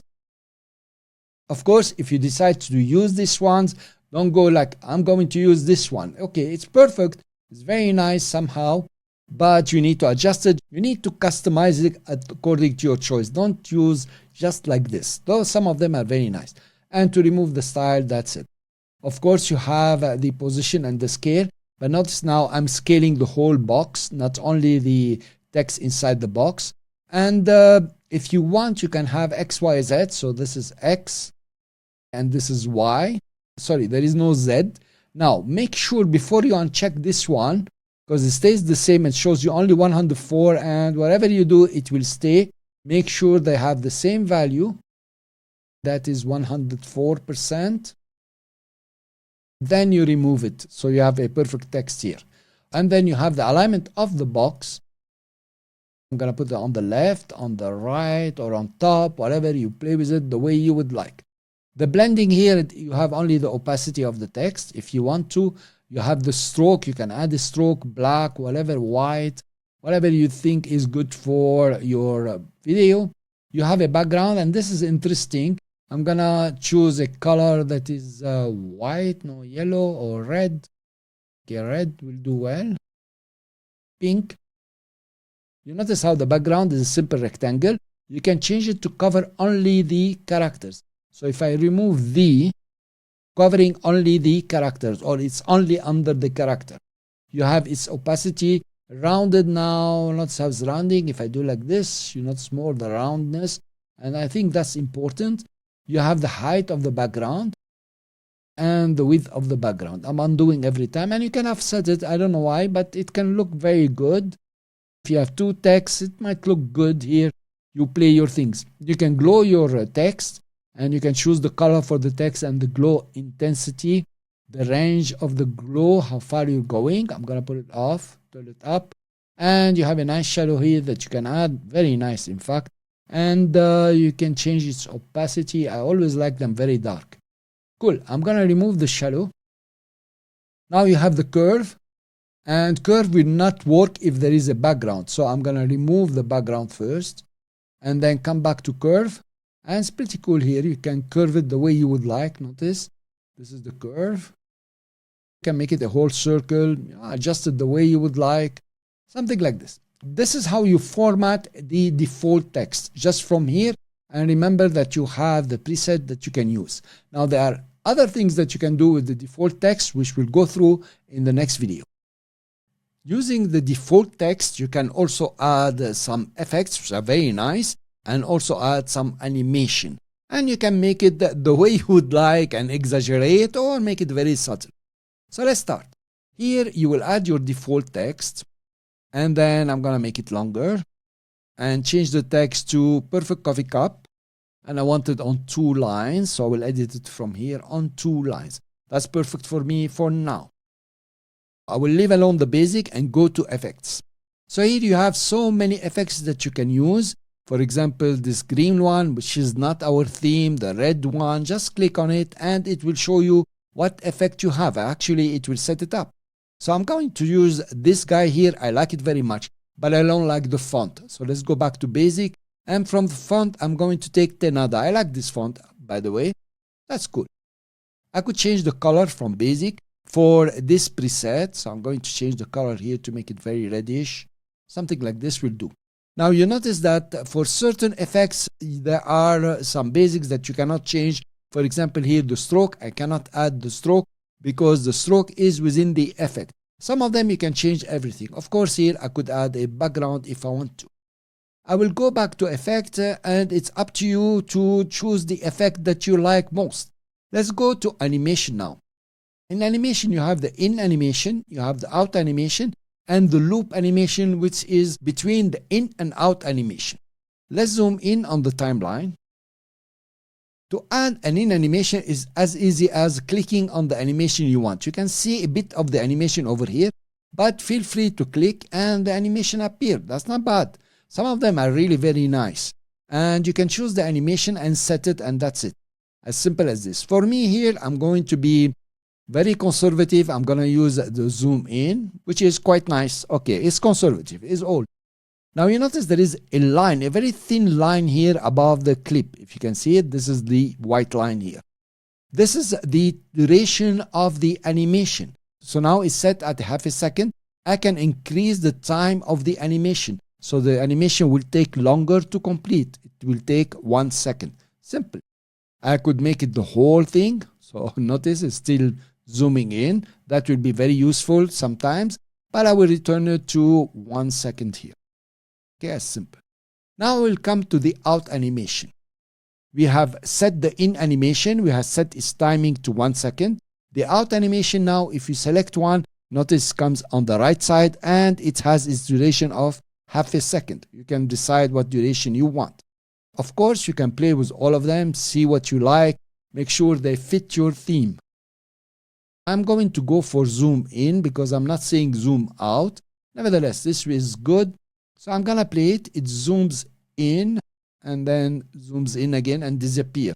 Not bad. It sticks out to my theme. Very humble. I'm going to make it also 1 second. Now the practicality here, you notice I can change the timing from here for the in animation and the out animation. Now let's go to loop. Loop is the animation in between the in and out. After you finish the in animation, the loop will play and then you have the out animation. You can select this one, for example. If you want to, you can select something like this depending on your theme. And this is an awesome one, which is very nice, by the way. I don't think I want a loop animation. My subject is a bit serious, so I will just remove the loop animation. Now let's do an experience here. If I remove the in animation, so I remove the in animation, I remove the out animation, I'm gonna go to the loop and add this animation. And notice now it's working for the whole duration of the clip. And that is very interesting and actually very practical. So if I select this one, the characters will be there and they will be jumping up and down according to the loop animation. I will undo and keep my in animation and out animation. So I have my in animation and out animation.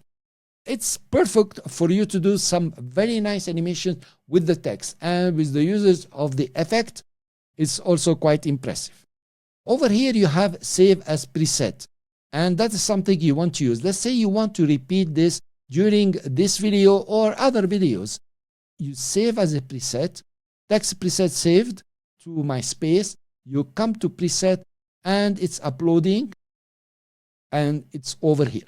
Now you can come over and actually you don't apply this preset, you just add the text over here. So now we added another one. But you notice that it has removed certain things. It has removed the color change that I've done here. and also it has removed the animation. So the extent of the preset, wherever you save it, even if you save it over here, it's not gonna save the color. That's another preset. This is our second one here.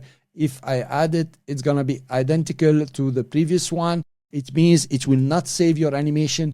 It will not save the change of colors. It will save only the effect and the font itself, which is quite cool and still very useful. I will right click here and delete this one. I don't want this preset. I want to have only one preset here.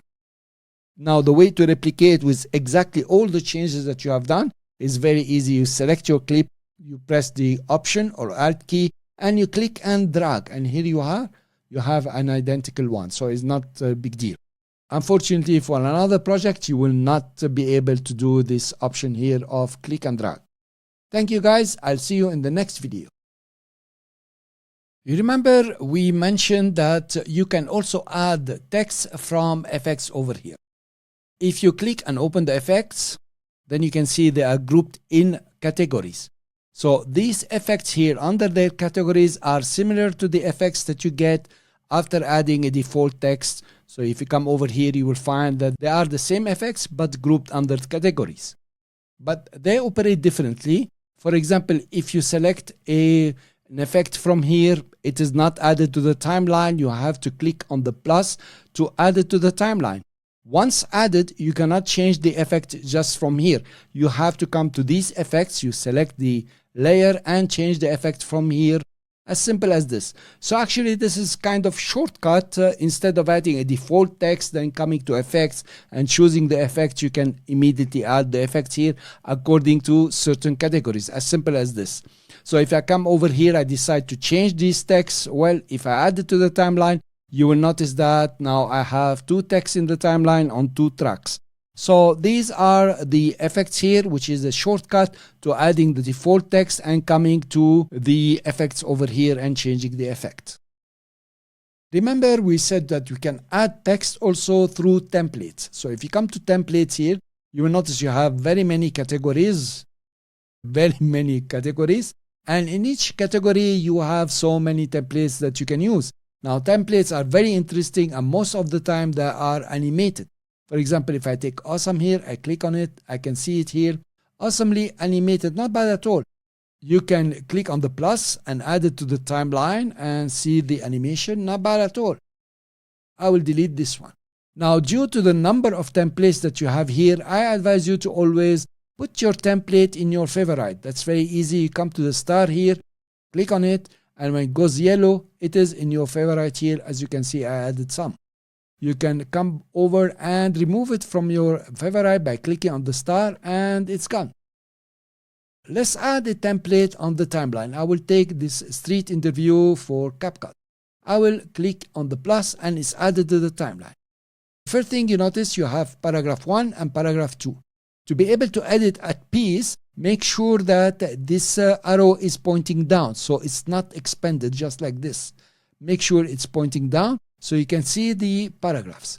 The most important after you hide the details is position and size. This position and size here is for the whole template, so you can scale it down. I can use the scale down here to scale it.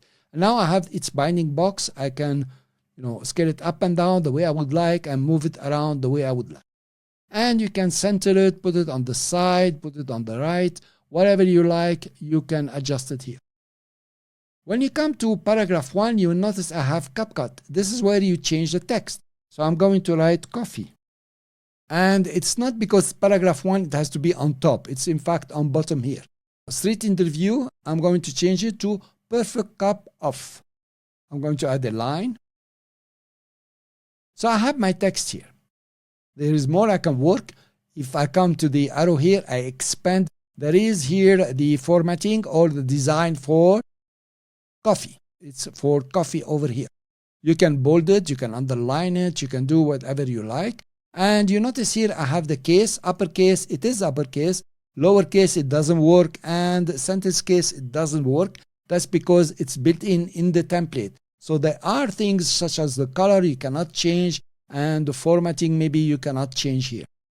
But in all cases, you can change the preset style. So you can choose another style here. I will click out to deselect. I will change the style here. Now the problem here, if you come back and say no style at all, then it goes back to no style at all, and I lost the style of the template. I need to undo to regain the style here. So be careful about that. Notice I have the style of the template here. If you change style, you cannot go back to the style of the template sometimes. Of course, you have the blending, the stroke, the background, and so on to do the design that you want. Sometimes you can add, sometimes you cannot add. I will turn it down. So I will go to the paragraph now. That's paragraph 2. I can do everything. Be careful about changing the font here. You change the font, and somehow if you want to increase the size or decrease the size, it's not going to work perfectly. But it works from time to time. You might change them depending on the template, of course. If you come over to templates, and you notice here I have these dotted rectangles.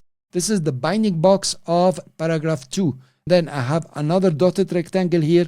This is the binding box of paragraph 1, which is coffee. If I decide to change the template here, make sure that you have a 2-liner also, or 2 paragraphs. If I go for this guy here, so Happy New Year, but it didn't come Happy New Year, it came perfect cup of coffee. So it does not change your text. You have to go back to basic and change the text if you want. I find that changing templates sometimes is very hard to cope with, and you really have to do a lot of changes. Better to bring in a new template and work on it. So I will undo this. You can change certain effects, of course. The way to do that is to come to basic and select the paragraph by clicking inside the paragraph here, and this is the paragraph that you are going to change the effect for. So now I clicked inside paragraph 2, I come to effects, and you notice if I click, I will change the effect inside the paragraph 2. Of course, paragraph 1, I go to 1, come to the effect here and change the effect in paragraph 1, which is coffee. If you decide to cancel the effect, that's very fine. It goes back to normal, like no effect at all, and it doesn't come back to the effect of the template. You have to undo using Ctrl or Command Z if that is possible. So we are back here. And this is the way to add effects. Now, if you change the effect, sometimes you can save as a preset. Let's choose this effect here. No. This one, for example, you can save as a preset. And it will come here in the preset. I'm already in my text with the preset here. And here it is. I can add it now to the timeline. And I have it as a preset. I'm going to undo that and actually undo even from here if I can. Yes, I like this one very much. So this is about templates, and it has some awesome animations. But there is more. In the next video, I will show you how to separate a template and animate the way you would like, and it's very easy. In this video, we are going to take a template, break it apart, separate all the tracks, and then reanimate it. I will show you how easy it is. With this method, you will have your own titles, lower thirds, and they will be customized according to what you like. All right, let's start. Let's go to my favorite here, and I will take Brazil because it has many tracks, and I will add it to the timeline. Now, coming over here, we can see the animation is not bad at all. And we can see that we have 3 paragraphs here. So I'm going to take this clip here, right-click on it, and go to separate. Not all templates can be separated, but this one you can separate. Text template separated. So now I have 4 tracks over here. The first one is the text, amazing places in. Then I have a vector image. So it's an image here. You can see vector image, and you can add some animations. Okay, for the image, you can scale it up and down. You can position it or rotate it. You have a text again, that is the number 10, and you have Brazil. So the way I want to animate it, first of all, I want to start with the vector image. So I will leave it there. Then I want amazing to come in. Then the number 10. Okay, maybe after amazing. And then Brazil will come in. So they will all end at the same time, but they start at different time. I will select amazing and go to animation. And in the animation here, I will choose a nice animation. For example, the wave in. I like it. So I'm going to select wave in, and it is half a second. Then the vector image, I have different animations here. I want to bring it from the left, so it's slide right. And we will leave it half a second. The number 10, I'm trying to have something nice. For example, something like this will do. I guess so. Okay, 1, 0 will appear. If I come over here, I can play and see my animation. And I think it's quite cool. The vector image is too early, so I'm going to pull everything here. I'm adjusting it the way I want. And I think this will do it well. So there is nothing to it. Just make sure they're not starting at the same time. So one after the other. And then you add the animation that you want for each one of them. Simple and magnetic. Here you are. Okay, I'm having problems with my player, but it's working fine. Here you are. So of course you can come over in the basic, format it, do whatever you want, the styles that you want. Now, in case the amazing place comes under the vector, just click on it. This is a bug, I guess, and amazing place will come in the beginning or on top of everything. So I play now. Here you are. Very nice animation. We cannot make it a template anymore and add it to our favorite because it has many tracks here. So I can select all of them, right click and say group. Now the grouping is useful. So when you select one of them, you can select all of them and move them around if you want. I will undo the grouping. Another way to do it is to right click and create a compound clip. A compound clip will take all the tracks and put them in the same clip. And then they will act as a video. You notice this is a video now. You can even animate this one. You can put it on a video track here. And you have your template and it will play quite nice. To get it faster, you can right click and say pre-process, meaning it's going to render it before it's going to play it. So if I click pre-process here, I notice it's pre-processing. When it finishes, it will run it smoothly and fast. I hope you enjoyed this. I hope I gave you a lot of ideas here for you to break up the templates and create your own and make them quite amazing. Text-to-speech in CapCut. We're going to take some text that we will type and then we will turn it into a speech or even a song. Let's start. To do that, you need some text, so I will add the default text and come edit the text over here. I will paste some text I have from outside. So look at this view. I love it. It's relaxing and calm. Of course, you can write whatever you like, and as long as you like, you can make it 2 pages. You select the text. It doesn't matter how long is the text. Actually, we are going to delete it later on. And having the text selected, you come to text to speech. Now, over here, you are going to choose the voices that you want and the way it's going to be said. Look at this view. I love it. It's relaxing and calm. And the queen. Look at this view. I love it. It's relaxing and calm. I like the charming lady. Look at this view. I love it. It's relaxing and calm. After selecting the voice that you want, simply you go to start reading and it will do its job here. It doesn't take long and it creates an audio from the text. Now I can take the text, even I can delete it. It's not necessary anymore.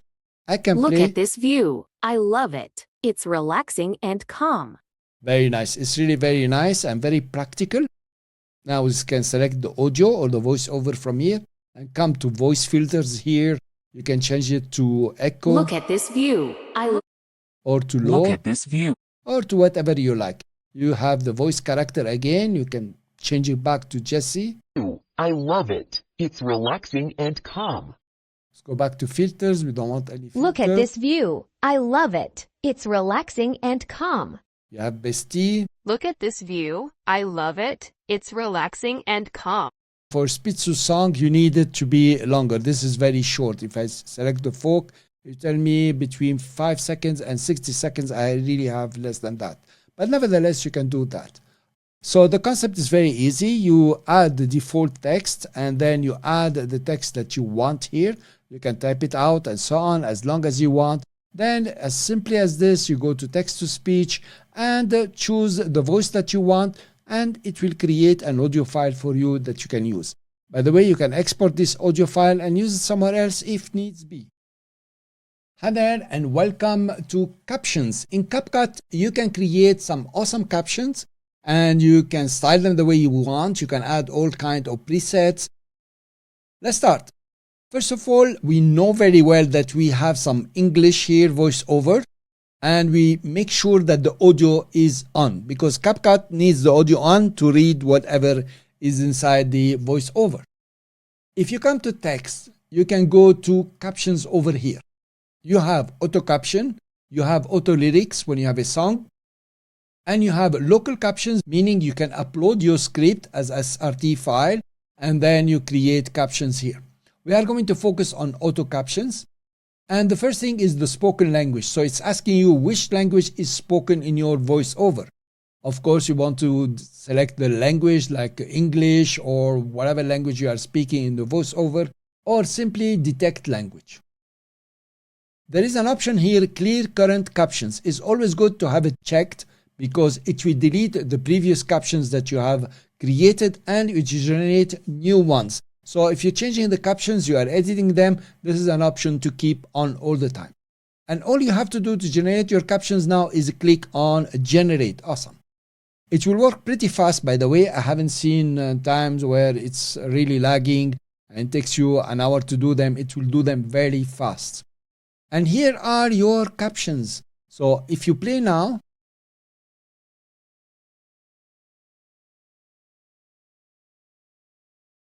so we have our captions. I'm going to put the audio off now. I don't need it anymore. I want to see the captions. The first thing you can do is to style your captions. And notice this here, apply to all, meaning if you deselect and select only one caption and then you change here the styling, it will change to all of them with the apply to all checked. So if I change the font here to something Montserrat will do well, you will notice that the other captions also have become the same font. If you uncheck it, you can come to a single caption here, for example, and make it a different color, for example, red or black or something like this. I'm going to make it red. So the previous one did not change. Only this one has changed. I'm going to undo and make sure apply to all is selected. Yet you can play a lot of tricks by styling each of the captions or some of them. Of course, you have all the things that you want. You can add the style that you want and go back to the default. That's the default. Besides styling, I think it's much nicer to use the templates. Now you have some awesome templates here and even animated templates. I'm going to take one that's not animated, like this one here. If I point at it, you notice nothing is happening. The one next to it, things are happening. I will show you that in a second. So I'm going to take this template and here you are. All my captions have changed to these templates because apply to all is checked. And now I have much better captions without even doing any effort. If I select another one, this is blinking, I will select it. And if I play a bit, let's see what happens. It has an animation on the opacity here. It's pretty nice, pretty cool.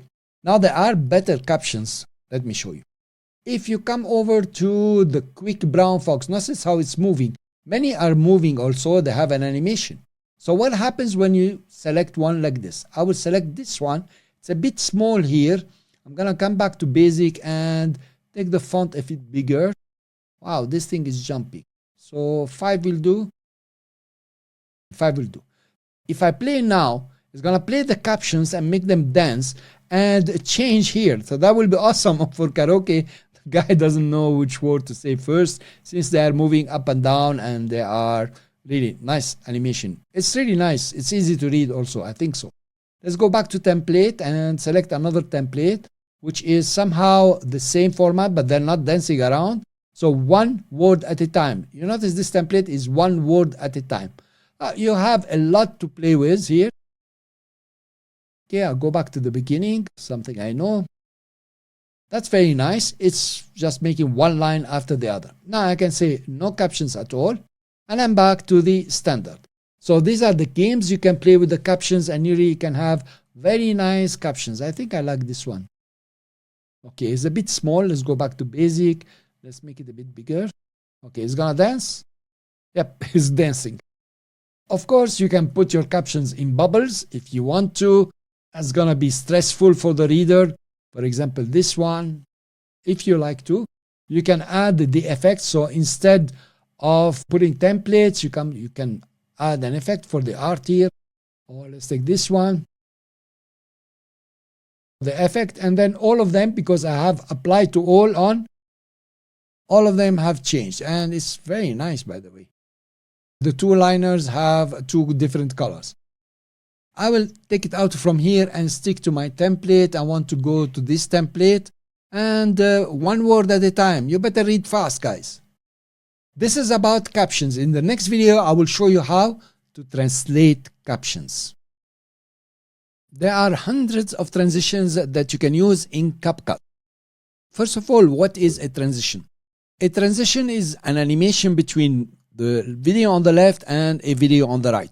So in between these two videos, you have a cut. So it's the cut in between the videos, and you apply transition in between to create a certain animation. And sometimes it's very beautiful and very necessary. For example, if I want to apply a transition just over here because I completed the subject, here I talked about home, I'm going to start talking about how to grind your coffee or something like this. Then I can apply a transition on the cut just over here. This is the cut in between. This is the cut in between the video on the left and the video on the right. Before you start applying transitions, you need the clips to have handles. What are handles? If I take this clip up, remember we trimmed on the right, just over here, and we trimmed it on the left. Handles are necessary to be able to make a mix between the two videos, the one on the left and the one on the right. And it will use this unused handles in the timeline. So in our case, it's going to be these unused handles here. It's going to use them. So I will trim it back. And this unused handles here. To see it exactly, you can right click and say trim clip. And you notice on the left, you have the dark side. This is unused handles here that will be used by the transition. And on the right, you have unused handles that the transition will use. So if you put the clip in between two clips, you can apply a transition on the cut. CapCut will apply transitions only on the cut. You cannot apply a transition in the beginning of a clip. Now, there are very many transitions here, and you should use them with caution. Depending on the subject of the video, it's funky, fun. You can use motion graphics, for example, or the split, or whatever you like here. I'm going to go only for overlays. These are very serious transitions and very much used. There is the mix here that will mix the clip on the left with the clip on the right. There is a black fade that is deep to black, and the white flash that is deep to white. And there are more here, except the smoke. I won't use it. I'm going to go for the mix. To apply a transition, you simply come near the cut where you want to apply a transition. And simply you click on the plus. It will apply the transition to the nearest cut to the playhead. So the playhead was near left, it will apply the transition here. You can come over and play your transition. Let's say I want to apply a transition on the right here. I will just click the plus and it will go to the nearest cut to the playhead, and I have my transitions, which is awesome. If you decide that this is not the transition you want, it's not about selecting it. It's about positioning the playhead wherever it is and then changing the transition. So you click on the plus. This is the one that has been changed, and this is the white flash widely used. With some transition, you need to reduce the time. So if you select a transition here, you can reduce its time. Let's say something like this. And then if I play, the white flash works, fast. Of course, every transition has its own tricks and tips, and it depends on your project, on the seriousness of your project, or how fun you want it. So remember, to change a transition is not enough to select it. If you select this one and change it like this, it's selecting the one on the playhead. Cool, I'm gonna undo all this and have my two transitions just like this. So this is the mix over here. Now, if you come over, you will notice that you can make the transition longer. You can also come over here and make it longer. So it hits to 0.6 here. And then if I add another one just over here, for example, I'm gonna take the mix again. I can make it a bit longer. This one went to 1.3 seconds. You might wondering why this one 1.3 and this one the maximum is 0.6. Well, it depends on the number of handles you have on the left and right. It works its magic and tells you, okay, this is appropriate 1.3 or 0.6. Now let's zoom out. So if I like this transition and I want this transition to be on all the cuts over here, I can simply select the transition and apply to all, and it will apply it on all the cuts where it's possible to apply a transition, meaning where there are handles. Notice that you cannot apply just like this here. You can't apply a transition over here. It's not possible because it's the beginning of a clip. It needs a cut and not the beginning of a clip, unfortunately. Now, after you apply to all, unfortunately, if you don't want, you have to delete each one of them just like this. Now, I can change this transition. I can select this one, come over here, and change it to black smoke, for example. Now I can apply it to all. It will change all the transitions. If you notice, they are all now black smoke. Now, in theory, you will use 2, maximum 3 types of transitions within your project. Don't go ahead and add every single transition on your cuts here. It will not look beautiful. 2 or 3 will look very fine, and choose wisely according to the subject of your video. When you talk about transitions in CapCut, you immediately think about animations, which in CapCut are really awesome and can help you create some awesome videos. What are animations? You can select a clip in the timeline, and next to video you have animation here. If you select it, you have the in animation, out animation, and combo. So this is out, this is combo. Let's go to the in animation and select one that is nice. I actually don't like the one that will show you some black here. I like the one that are just, showing you the whole video. You can click and add the in animation, as simple as this. So if you play, so of course you don't need any handles, nothing is playing on the frames within the timeline. You can select it again, go to out and add an out animation. For example, this guy here. Yeah, I like this. Unfortunately, I don't know why they're not equal to the in, but I think they will get around it. And this is our animation, very nice. Now you have the combo one. The combo is usually used without the in and out animation. But let's say you have the in and out animation, you can add another combo, which is an in animation playing in between and an out animation. So if I select this one, not gonna look good because like I have 2 in animation. You notice? And then I have the out animation. This is not cool. So the way to use the combo is to come to the in and remove it, come to the out and remove it, and come to the combo here. Now my combo is over here. I'm going to adjust its duration. I'm going to take it to the beginning and till the end. A very nice one is just coming in and then it will zoom out. It's very cool animation. It's way out. You can apply it anywhere, by the way, to any clip, unlike transitions that you cannot apply on an independent clip on the timeline here on a track. You can apply it. Another sway. Something else about animations, you cannot apply to all. You can select one clip and apply the animation. If you select 2 clips using the command or control, for example, you notice that you don't have any animation. One more thing about still images. Remember here we have a still image. What you can do is select it and go to animation, and you have the combo, and choose a nice combo that fits the image. For example, this one. So now you don't have a still image. You have something that's quite animated. So go ahead, guys, come over to CapCut and play a bit, download some videos, and add some animations and find your best style. Hi there, I'm very excited to show you the tracking within CapCut. It's simple and easy, but not extremely precise.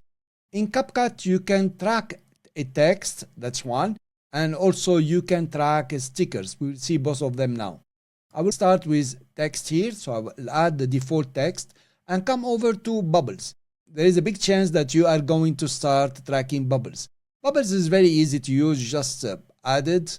And this is the bubble here. It's just an effect here. You can change the bubble and do what you want. I'm going to take this bubble and come back to basic and change the text to lovely. So the guy is seeing a lovely view here. Then in basic here, you can play with the font. Most of the time this font doesn't work. It's very stuck to the bubble itself. So I'm going to make it smaller here and put it behind. Okay, so the guy is thinking like this is lovely. And usually you put it in front or on top, but you cannot rotate it here because it will rotate also the text. But this will do for now as an example. Having the bubble in the timeline, I'm gonna bring it to the beginning and take it as long as the video. So now if you play the video, of course the guy will move and lovely is stable. Let's track it. I will select the text from here and come to tracking. And here you notice the option of tracking. So if you select the tracking from here, you have this rectangle that can you position to what you want to track. And you can track according to both directions. The directions are about the timeline. This is backward going to the left and this is forward going to the right. I prefer always to start from the beginning so I can adjust it very nicely here. Now you can track the scale, meaning if the object gets smaller within the video, the text that you're tracking will get smaller. This is tracking with the scale. Tracking with the distance is the distance between this little cross here and the center of the text here, whatever it is. So this distance will remain fixed and it will move according to the person within the video. So I'm gonna start here and you notice here the rectangle is on top of his head. This is the tracking area and the cross is the tracking point. So I'm gonna go ahead and start the tracking. Notice how the box has grown. It's trying to find the whole person, not only the head or a certain point. It's trying to find the whole person and track according to the person that is appearing in the video. And you notice the distance is trying to be somehow constant and it's scaling down now. And in our case, scaling down was not right because the text now is very small. We can't even see it. It's not like every time you track, it's going to be exactly the same. From time to time, it's totally different depending where you put your rectangle here. The tracking is done. I will deselect from here and play. And you notice that our lovely text is moving with the guy, even up and down. It's moving according to his body movement and so on. And it's pretty cool, but now it's becoming very small and it's not tracking very well. Mainly the scale tracking is not right.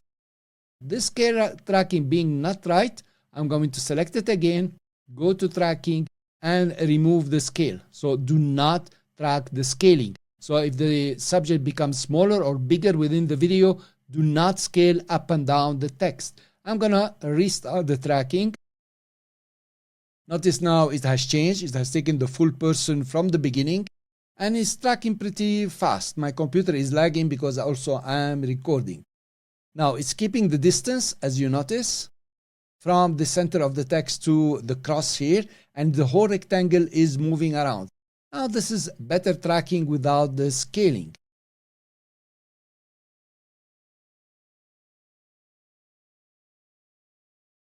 The tracking has completed. If I play it here, I deselected. Let's deselect.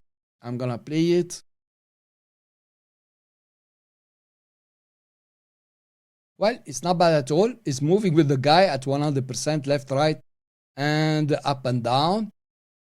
Didn't get smaller. We removed the scale. If you remember from here, we removed the scale. And we have very good tracking. If you are used to other software where you can adjust it a bit and come back and retrack, this doesn't happen. Notice here it didn't even move because it's tracked. I'm gonna go back. I will come over here and try to say, okay, put it over here. Now I put it over here for the whole track. It's not gonna go and adjust it, and you cannot adjust the position and track forward so you can make it 100%. No, the tracking doesn't work like this in CapCut. The only thing that happens is it keeps this distance here at 100%. I'm gonna play it now, and notice I increase the distance, but it is constant now with the tracking. I'm gonna show you a nice trick here. I come to over here and cut the text, and come over here and cut again and cut again, right? So I cut it in 4 pieces. Notice the tracking is still working though you have cut the clip, because we have tracked before we cut. So now here I'm gonna make it lovely, and here it says, for example, he says wow. Okay, he likes the view so much. And here he's gonna say, okay, impressive. If I can write impressive. Well, it came as 2 words. I'm gonna come over here and notice the font size will not do much. I can make the characters closer. Not bad. And the last one, it says, I love it or love it. So now you have the same text, which is tracked 4 times. I'm going to adjust it to be nearer his head here. Come back to tracking. I don't need to retrack. It's still grayed out. I play, and if you deselect, you have 4 texts. Of course, very nicely, you can select this one, come back to bubble here, and change completely the bubble. For example, let's take this one here. Okay, we have it on white. Let's go and change it to black. So you have 4 clips that have been tracked at once, and they can change. So this is very useful for your videos. You can do whatever you like. Now there is another tracking that you can do is for the stickers. The stickers are awesome. You can use them. Some of them are animated and so on. I'm going to show you one that you will really use is inside the cover up here. And you have this guy which is animated and this guy. Let's cover up the face. So I'm going to take this one and drop it just above here and align it. So it's going to be everywhere. Let's come here in the beginning. Make it smaller. We don't need it as big as this. Just put it on his face.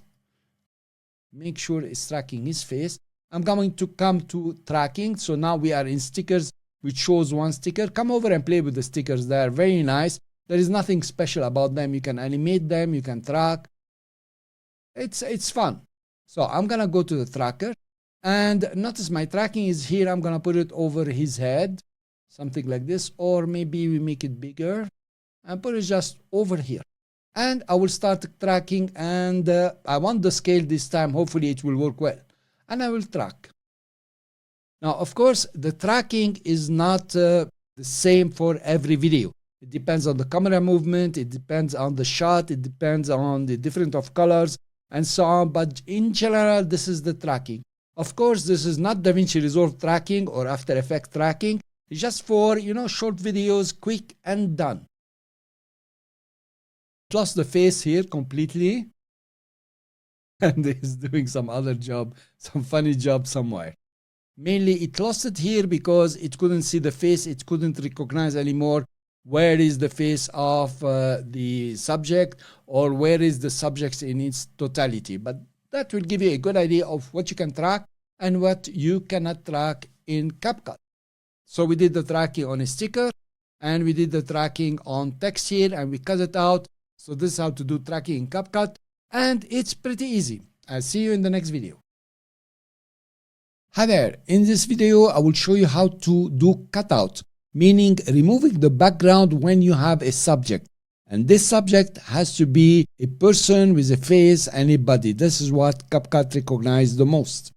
So first of all, let's go and get a background. I'm going to take this background, which has 35 seconds.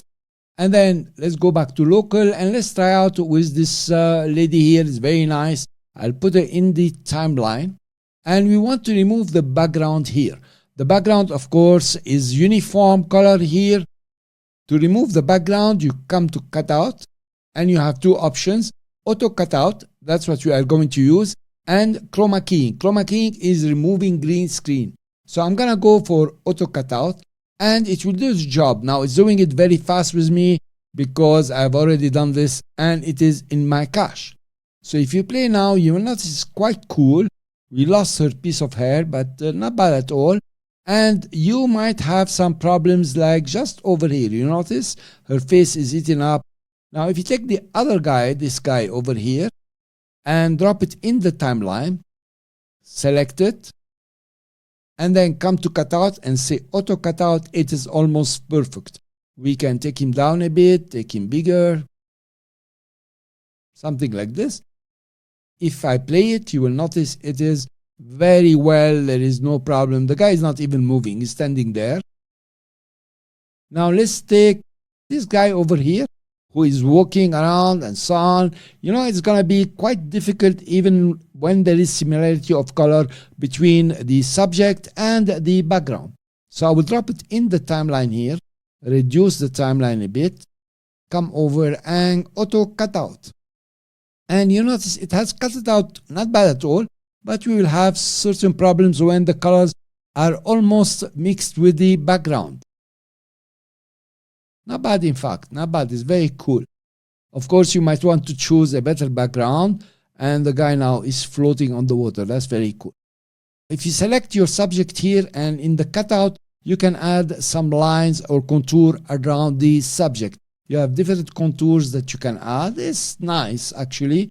If you're doing something personal, you're putting yourself there, you can reduce the size, you can make it a bit opacity, and I find it very cool. What's really cool about it is that you can do it without any problem. You don't have a learning curve that's very steep to do all this.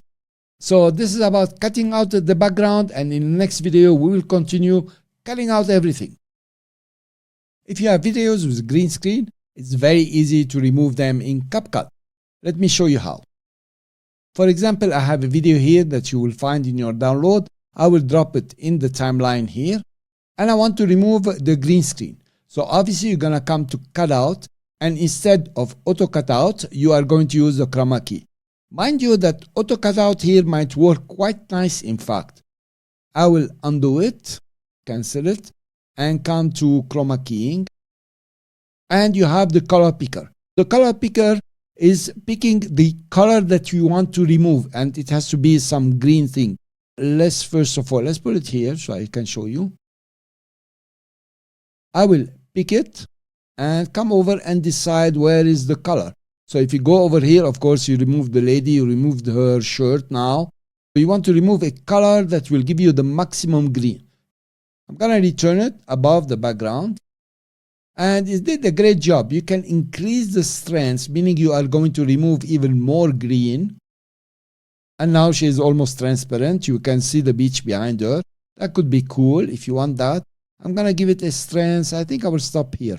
I don't have anything transparent. I will play it. It's almost 100% perfect. Let's do another example here. If you come to library, you can come to green screen. And most of them are photos, but this one is interesting because I want to show you something else later on. I will click and drag and drop it in the timeline. In fact, let's remove this guy and just work on this. So now what I would like to do is to remove the green screen. So I will select it, come to cutout, and this is a chroma key. I will pick it and just come over here, pick it again. Okay, that's fine. You notice if you put the background under, you are not going to see how the green is coming up. So what you want to do is to move it out, work on a black background or even white background, and you notice I can see more green here. To remove them, you can increase the strength. So it's removing to the maximum. I think that's cool. We're going to add some shallow. Okay, let's go back to the strength. Some shallow here. I think it's cool. Fine, let's put it up here. And you can see the background here. Actually pretty cool because it zooms in and you can see more of the background. So this is about removing the green screen. And it's quite easy, and you can use it with all kinds of pictures and images maybe. And it gives you very good results without having to learn for 3 hours how to remove a green screen. I'm going to show you something else in the next video, is how to track a background behind a green screen. We have worked on removing the green screen from the TV over here. You notice that the video is not really great. The TV is coming up, but the video inside here is not cool. What should happen here is that this background should be small, just like this, covering a certain area, and it should be tracked to the TV. If you come over here and select the bottom one, you don't have tracking. So actually you are going to track the one above. That's what we did before. You are tracking the foreground video to the background video, and this will not work. It will start tracking the small tree here. What has to happen is that this one should be above and this one should be down. For now, you are tracking, you notice you have tracking, you are tracking the small one to the big one. Actually, the concept is like this. The track above will follow the movement and the scaling of the track below. As simple as this. I will click on track here and adjust the area. So that's important. So I wanted to track the big TV here. As simple as this. So this is the big TV is going to be tracked. So we're tracking the whole screen of the TV. That will look good like this, make it a bit bigger. I will scale. So I want it, of course, to scale up, and I want the distance. I will start tracking here. Now the tracking is complete. Of course, it doesn't make sense what you have done. We can see that the background video is really scaling up with the TV. So now we need to adjust them. I will select the bottom one and lift it up, and then just inverse the order. Notice now it's very nice. Yeah, I'm gonna go faster. And it's growing with the TV. It's very awesome. Okay, so this is the small trick I wanted to show you, which I think is very important that you get to know how to track what. Thank you very much, and I will see you in the next video. In this video, I will show you how to make your video pop up with nice colors and nice contrast. In every video you select, you remember we had videos, speed, animation, and adjustment. This is about color correction or color adjustment. Let's make it simple. In CapCut is adjusting the colors. You select your video, of course. Don't go like this and select the other video. Make sure that you are on top of the video. You're seeing the video that is selected. There are 3 adjustments that you can do here. The basic, the hue, saturation, and brightness, and the curves. Let's start with basic. The first adjustment that you have is the LUT. This is lookup tables. This is to change the mood in a video. And this is represented here by filters that we will see later on. So we'll leave it aside. Adjustments. You have all kinds of adjustments to do on colors. The first one are temperature, hue, and saturation. So actually you're trying to change the colors. You give them more temperature if you want. So this video went towards the reddish and yellow, and towards the blue, which becomes a bit impersonal or a bit cold. You have the hue, so you're changing the colors towards the purple, notice, and you're changing them towards the green. So in between you have the other colors. There is the saturation where you add the colors, mainly the red in this video, or no color at all when the saturation is -50. So you have now a black and white video. The most important is the lightness over here. You can adjust the colors for your videos and really make them pop out. You can play with the brightness, contrast, and so on and so on. I advise you to start with the contrast. But before you start with the contrast, try to open the color oscilloscopes here. So I'm going to turn it on. Don't be intimidated by this chart here. It's about the colors. It's very easy to use. On the left is the left of the video. So these are the colors on the left of the video.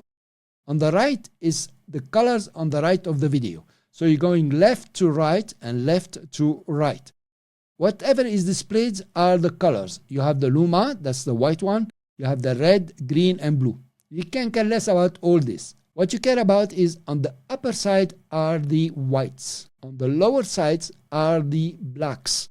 And you can interpret this by saying on the upper side is the lighter red or green or blue. On the lower side is the darker red, green, and blue. You can interpret that. But let's go for whites on top and blacks on bottom. As simple as that. Now, I advise you to always start with the contrast and not the brightness, because the contrast will open your colors. Notice how I'm taking the whites up and the blacks down. That's the business of the contrast. So the whites went up, the blacks went down. What I want to achieve is to have the whites as high as possible, but not crushed, and the blacks as low as possible, but not crushed. So if I go too much with the contrast, notice, now I'm crushing the blacks here and the whites are not good. Obviously, the image is not good. So I'm going to stop around maybe 20. Then you have the highlights. The highlights is about the whites on the upper side. Notice what it's going to do if I take the highlights up. In some videos, you need to take it down, but here I'm going to take it up. That's cool for me. Then you have the shadows. The shadows is the blacks here. I'm going to take down the shadows. Usually that's what you do. If you go up with the shadows, you're going to have a faded image. There will be no contrast and no blacks. And then here you take them down just like this. That's awesome. For the whites, now I have the whites. This is the pure whites on top here. I'm going to take them up just a bit. Notice this is crushing. Okay, you don't crush, you don't do that. So I take them up a bit. Actually here we did well with the contrast and the highlights. We don't need to touch the whites. But maybe 1, 2, yeah, enough. Do you have the blacks? I want to take the blacks a bit down. I'm going to go for the numbers here. 1, 2. So I'm looking over here. They hit the bottom. That's very good. Then you have the illumination. Notice illumination for a positive value, it takes all the colors towards the whites, and a negative value will give you the colors towards the black. This is like you are equilibrating the colors if you want to. For this case, I think we are cool to be at 0. Yeah, I guess so. Fine, at 0. So now you have adjusted the colors. So remember, you start with contrast. Now you can come back and play with the brightness. If you want to make it more bright, you crushed all the colors. Make it black and very black. Oh, the brightness, you can play with it now. Decide exactly if you need any adjustment with it. I will go just a bit. Let's test. This is before and this is after. Quite a difference. And it's really awesome. Now you put off your oscilloscopes. Okay, I'm going to put them off and I have a perfect image. This is after, this is before. Quite an enhancement. Now I'm going to put it off so I can show you HSL. HSL is hue, saturation, and brightness. You select a range of colors, for example, the reds, and you can increase them or decrease them. We're not having much difference here because, the colors are very equilibrated in this video. Now his beard is purple. Then you can take the saturation, increase the amount of color inside, make them a bit more darker if you want. And then use saturation, you can take it down, remove a bit of the colors. The brightness, you can go up. It brightens the reds. We selected only the reds. And then the brightness we take down. And we take down the reds. You can select another range of colors. For example, the orangey colors. And then do the same. Increase. So the guy now has yellow fever. Decrease or something like this. Okay. This is the saturation. Well, it's some work in HSL. Rarely used. But sometimes it can fix your colors at 100%. Most importantly, I'm going to reset this guy and go to curves. Curves are the go-to if you like. If you don't want to spend time in the basic, going up and down with this, you can come to curves. The first curve is the luma. This is the brightness if you want, and the contrast all put together. You have the bar over here. Notice how it's diagonal. I can click on its top and take it to the left. Now I have a lot of brightness everywhere. I can take it down and I have a lot of blackness everywhere. Same I can do on the top one. This is no colors at all or very dark. And this is very bright. As easy as this. To make it simple here, all you want to do is to create a point. So you come over when it's plus, you create a point here. And you create a point here. So over here are the dark colors. And over here are the white colors. To do it right, you can take the white colors up and you take the dark colors down. And it's almost done. You notice? So I'm trying to choose the colors here. And this is the contrast, in fact. So that's the contrast. This is the brightness here. And you can adjust it. You can play with the graph. You can add more points and mess it up. Make it nice and so on. Really, you can do whatever you like depending on what you want. Cool. So I'm going to remove these points. That's it. So if I remove before and after, I already adjusted at 90%. Now I'm going to reset this guy and come to the reds. Remember here we used the brightness or the luma. We work with general colors in terms of brightness and darkness. In the red, we are going to do the same. We are going to use the red colors only. So you can go left and see only red. Go down and you can see no red. So it went towards the cyan. And if you use this guy, you go cyan. And then this guy go red. So actually you want to create another S here. Don't break your brains. Do color correction. And you want to create something just like this. It works sometimes only with the reds. Notice I'm adjusting the reds. Not very practical, but for really good videos, you could use that. And you have the green, which is the same. So actually, if you want to have really popping colors, you come to basic and adjustment on. You start with the contrast. And here you are. You have a lot of brightness here. I'm going to reduce it a bit. Okay, I'm going to take it down here. -1, 2, 3. Okay, that's cool. Well, I did very well that I was talking to you. Now, of course, hopefully your monitor is a bit calibrated for colors. So you're not looking at green and it's really, in reality, it is red. So try to calibrate your colors. And the Rec 709, if you remember, this is the Rec 709. My screen is set to Rec 709, so I'm seeing almost perfect colors. I hope the recording is showing you also perfect colors. After doing adjustment for a video, you can save it as a preset. You can use this preset for other similar videos. It is uploading now in adjustment presets. Notice I am in adjustment, I am in presets. Now I can take this adjustment and put it in the timeline. In this case now I have two adjustments. It doesn't look good at all. I will select the video and remove the adjustment from here and only work with the adjustment clip here that is on the track. So it is adjusting the video. I can put it off and the adjustment will disappear, put it on. The adjustment here will adjust all the videos under. That could be very useful from time to time if you shot all your videos in the same environment with the same camera, surely with the same camera. And if you don't like it, you can just delete it and make sure that you put back your adjustment here. Thank you guys. This is about color correction or adjustment of colors in CapCut. Hi there, moods and filters, and they are very important to create some awesome videos or some very original and very abnormal videos also. In CapCut, you have the ability to do color grading. That is changing the mood, changing the look of your videos. So now we have very simple looks here that are not really interesting. They are just simple. You can come to filters and you have hundreds of filters that you can apply. Each filter will change the mood and the look of all your videos.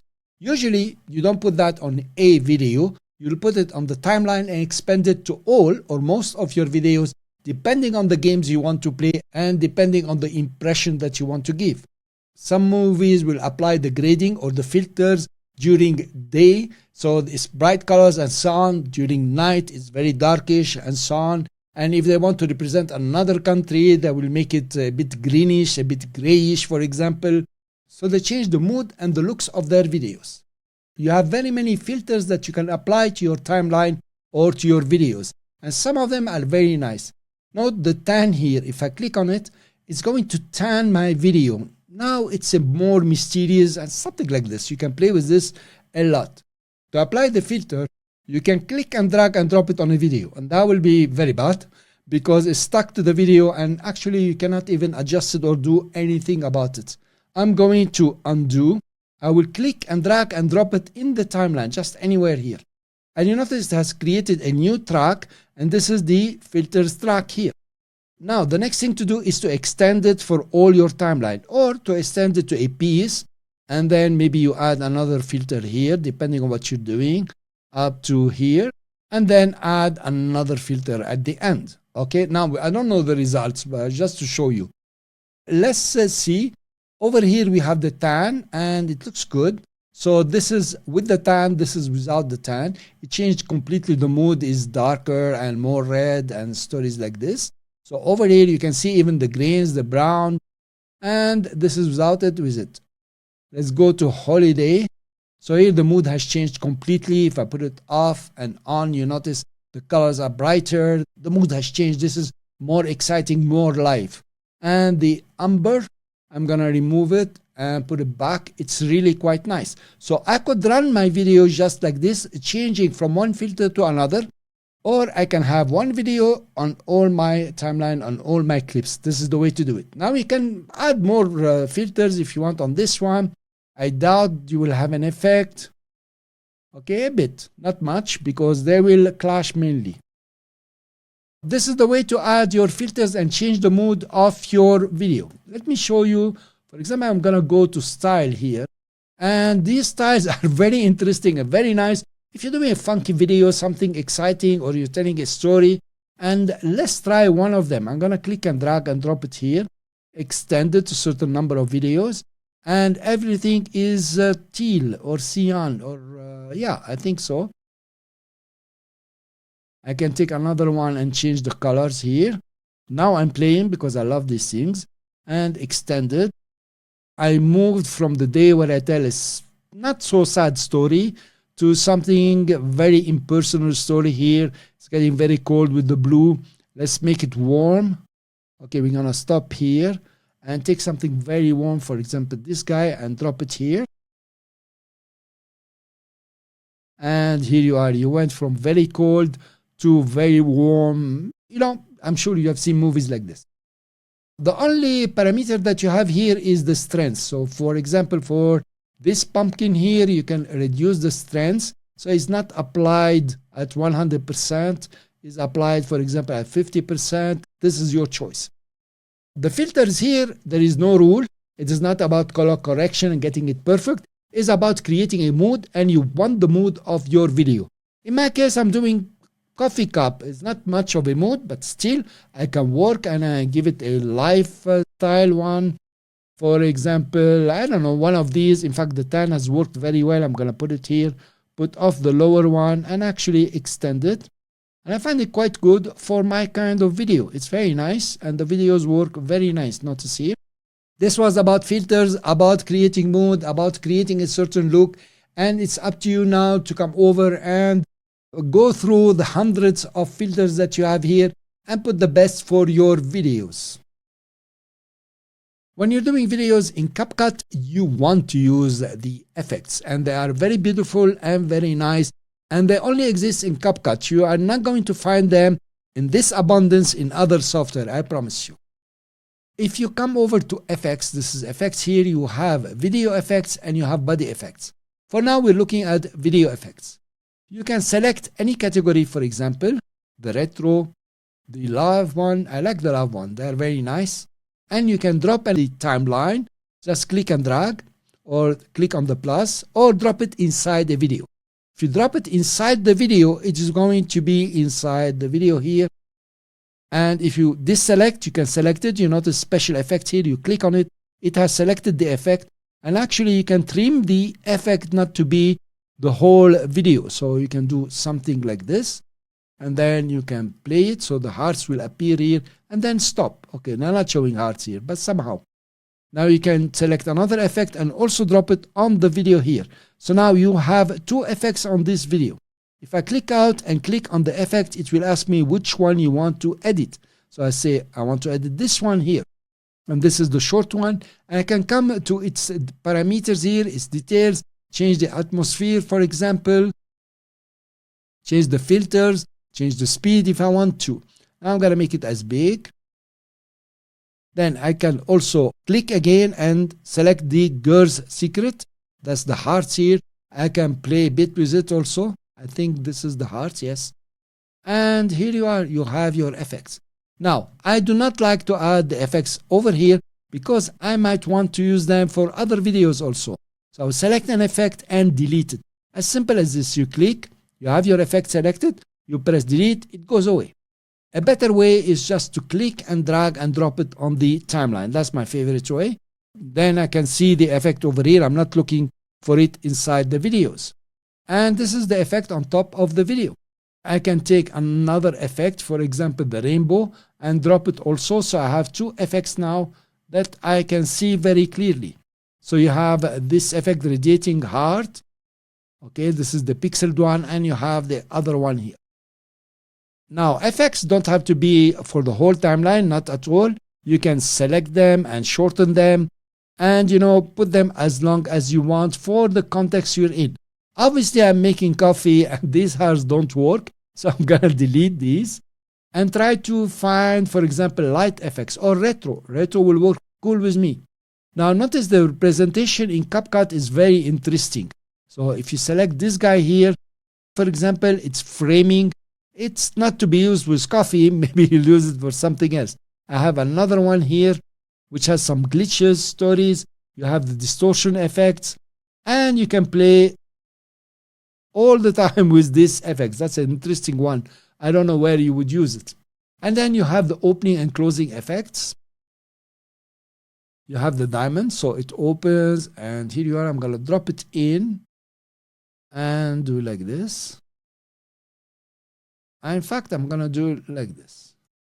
Notice this is going to be pretty nice. Notice how it went down. Very nice effect, actually. So you can play with it with its parameters here. You can increase the horizontal, increase the strength, rotate it. and size it if you want to. That's pretty nice, by the way. And you can speed it up. Okay, I'm gonna go for this speed. Then I'm using it as an intro. Very nice effect. Cool, guys. So this is about effects. Come over, go to effects, and try to go through the hundreds of thousands of effects that are here and decide which one you want to use for which video. It's very interesting, and really you can find only this in CapCut. Let's go through the body effects. I'm just showing you here. I'm sure you can do that by yourself, but they are really amazing. I'm gonna take one of them, which is in trending, and just click, and I see the effects in the monitor.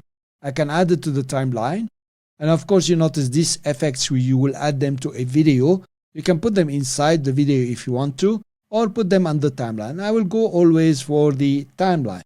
So this is the distorting whatever. Okay, and really it cut out the background, and now it's rotating the background. So of course for each video they will have a different kind of effect here. Your choices are to put it on the video or on the timeline. I like very much the funny faces. No, not this one. The background. The backgrounds here are really amazing. I'm gonna take it and drop it on the timeline and test it on 3 videos, and it's looking quite nice. Change the background. At least we know now she is in a disco and this guy is looking at her. And you have the superpowers. Actually the superpowers are very nice. Let's apply some on this guy. Let's make him glow, for example. I'm gonna put it just here, and now he's glowing from his eyes, from everywhere. His body is glowing. So these are the body effects, and you apply them exactly like the video effects. Before you start exporting your videos, you want to create a thumbnail within CapCut. In CapCut, a thumbnail is called a cover, and then you will find it on the left of the main track. You have here cover. You click on the cover and you can start creating it in 3 ways. The first one is to select a frame from your video, for example this one, or go local, meaning you will upload a thumbnail over here, or you select a new and you start with a blank canvas. If you want to select from the video, it's better to remove at least the captions. For example, I'm gonna go cancel, put off the captions, and all the rest I'm gonna put them off because I want only the video. I'll go back to cover, and here I have nothing now. I can work with the raw video, and that is cool. For example, if you decide on this frame, this is gonna be your thumbnail or your cover, you can just select it. You can use the arrows left and right to determine the right frame that you want. I'm going to select edit now. The cover design will open, and you have your image as a layer over here. You have a background and you have the image as a layer. Of course, you're gonna add many layers for text and so on. Now, when you select this image, immediately you have the filters, and you can select the filters that you like. For example, La La Land.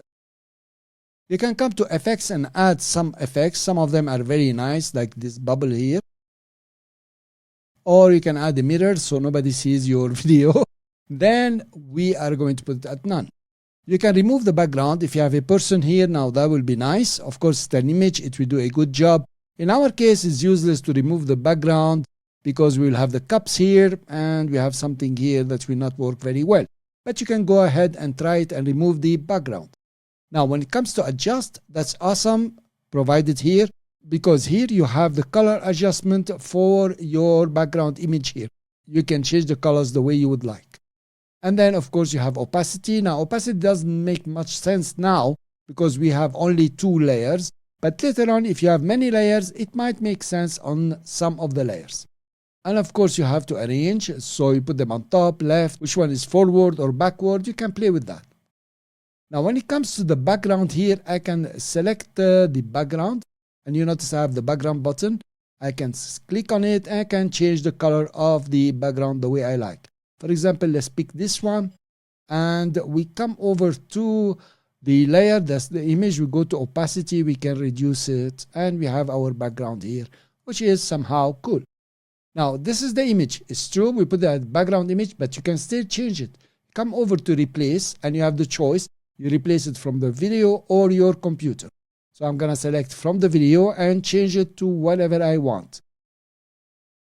I'm gonna cancel to keep the same image here.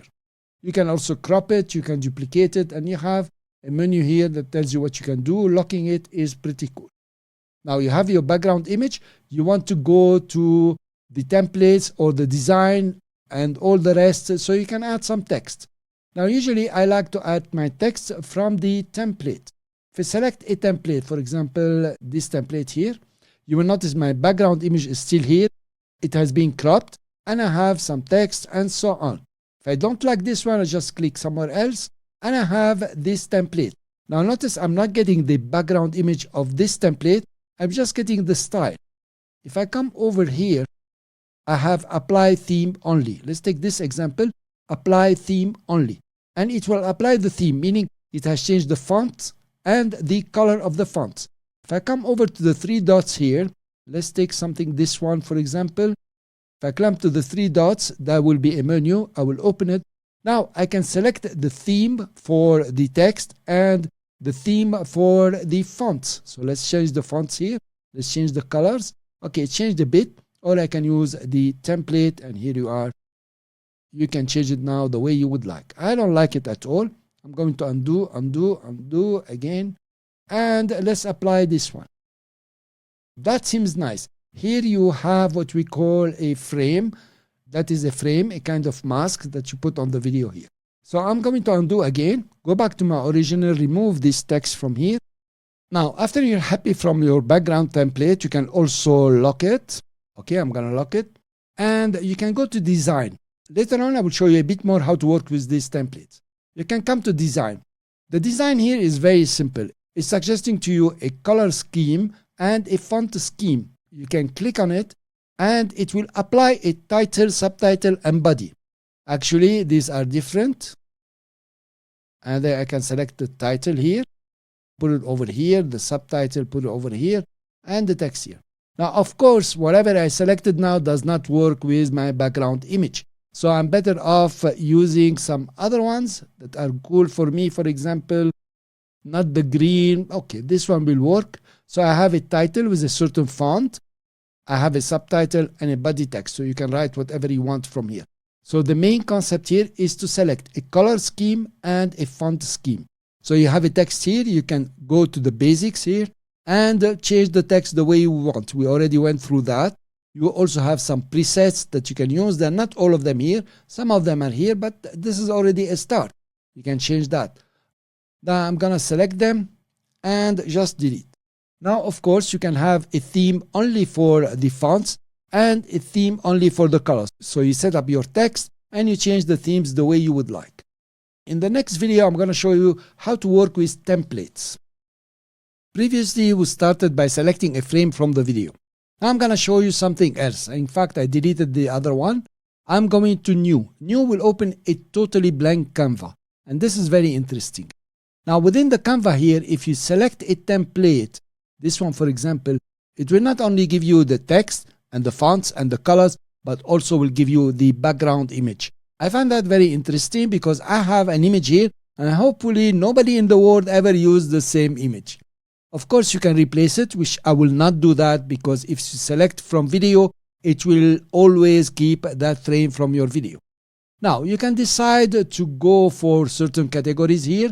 You have the recommended, you have food. If you twirl down this arrow, you will see you have other categories that you can work with. I'm going to go for food. This is our theme. And now if I click on another template, it will also give me the background. So let's say you like this template, you like the background, but you don't like the kind of fonts you have. You prefer, for example, this font here. If you click on the apply theme only, that's the kind of drawing story. If you click on it, it will not change the background, but it will change the font over here. I will undo that and take the three dots here. You notice here you have a color theme and a text style. So it's going to style my text again. I will apply it and the text is styled, but not so much. I will apply the colors now. Here are my colors have changed. So if I like that, I can go for that. Nevertheless, here you have a stroke that you can adjust the way you would like. For example, take it back to 0. And this one also, the stroke, we can take it back to 0 if you don't want the stroke. So the shadow and so on will remain. If I don't like all this, all I have to do is to select another one. Sometimes the image will not load immediately. It takes time for it to download, so be patient a bit. Now that is awesome, including the guy is awesome. And if I was doing something here, I will just change the name. Instead of recipe for pizza, recipe for a coffee cup. But that doesn't work, but it's awesome. I'm going now to go for my coffee theme. Let's find something interesting. Before the coffee, let me try this one because I haven't seen it before. And I will wait for the image. This is amazing. Amazing food preparation. It's really nice. All you have to do is put yourself here, not this guy. And it will be awesome. I will continue looking for coffee. I found the first one that I like. I will click on it. And here you are. Hopefully it will download the image before we go to sleep. It's taking very long. Let's move on and take black coffee here. This is very nice. And really, this is my theme. I'm done, but I don't want black coffee. But there are nicer ones. For example, this one here. It's downloading pretty fast. And actually, this is my theme. I'm going to select the background. I like it very much. And there is an effect that's very nice here, which is called bubbles. If you add it, it will take wherever there is light and create some circle around the light. You can come over to the effect and adjust it. For example, reduce the size. This is too much. And something like this, I think will do. I like this one very much. So instead of delicious, I will be writing perfect cup of coffee. Of course, I can adjust it the way I want. Let's come back here. Okay, you go. And this one, we want to make it smaller. Something like this, possible. Yes, take it down. And that's pretty cool. I can simply save. And this is your cover. Now, when I export the video, this is the thumbnail that will appear on YouTube, on TikTok, and even on my drive here. If I click on it, this is what's going to appear. And this is very convenient. Now, there are several options that I want to show you within the cover, and we'll tackle these in the next video. You can edit back your thumbnail or your cover by clicking on it simply. It will open the cover design. You can start working again. You have everything as before. I want to show you, for example, the shape. That's very interesting. You can add all kinds of shapes. If you add a rectangle here, bring it to the corner and just stretch it, just like this. You can give it a color white, for example. You can come to the stroke style and add the stroke. You can come over to the fill color and don't put a fill. So you have a border here that is black, and I will go back to stroke and change it to white. So now you have this fancy border. If you like these things, you can come back to the stroke style and give it some corner. Now notice the layers here. This is my coffee layer. This is perfect. This is the rectangle. I can just select it, right click and say delete. So I removed it here. And you have your stickers here. You can add any kind of sticker. For example, the bottle here. You can add it here, make it bigger. This is vodka. Okay, let's remove it. And then you have your frames. Now the frames are very interesting. I like them very much. From all these, the irregular shapes, if you select it, you can take any shape from here. For example, a corner shape. I will click and drag and just drop it here. And then make it bigger. Something like this. Snapping. Even bigger. This is a frame and it will act as a mask. I can come back and select an image that I will add inside the frame. So select from video. I will come to this frame. That's cool. Save it. And here it is. Let's close this guy. Here it is. You have your image inside the frame. So that's very interesting and very much used on YouTube and TikTok. Of course, you have to be more creative than what I've done now. So you can create something awesome. I will delete it. I have to delete it again. I will come to the layer, right click and delete. You have the collage. Now the collage is a whole story here. And it's very interesting if you want to do that. I have seen many collages like 4. So let's add a 2 because it's a long work. I'm going to add the collage here. Now in the collage you have the style. You have they are tight, medium, loose and more custom. And you can make the separation in between the collage. Of course, if you had 4 of them, there will be also a vertical separation here. Now how to work with the collage? Unfortunately, you have to look at this blue line because I'm going to select inside it. And I know I selected inside it. I selected this piece. There is here the plus for an image. I can go select from video, for example. I'll select this one and save it here. And you notice this is my collage just over here. I can select the second one and go to the plus here, select from video and go select, for example, this one. Okay, and save. So now I have both of them, and it's looking very complicated, of course, because we have also a background. So I will select the collage, which is over here, and delete it. Come over and create an awesome thumbnail. You notice that it has become a very easy game now to create your thumbnails using the templates. You can borrow from a template or use the whole template like I've done here. Let's say you are working on the free version, so you don't have any pro options available for you, and you want to export your video and you are not sure if you have used any pro versions. So don't worry, there is a workaround of this, and it's very simple. What I've done here is to log out completely. That will be like using the free version. If you come to export now to export your video and you click on it, since I'm working on the free version, it tells me you are using the following pro features and material. So I have pro features, enhanced voice. I have also pro material, that is the formatting of the captions here. First of all, in the pro features and in the pro material, if you have the free here, it will work for you.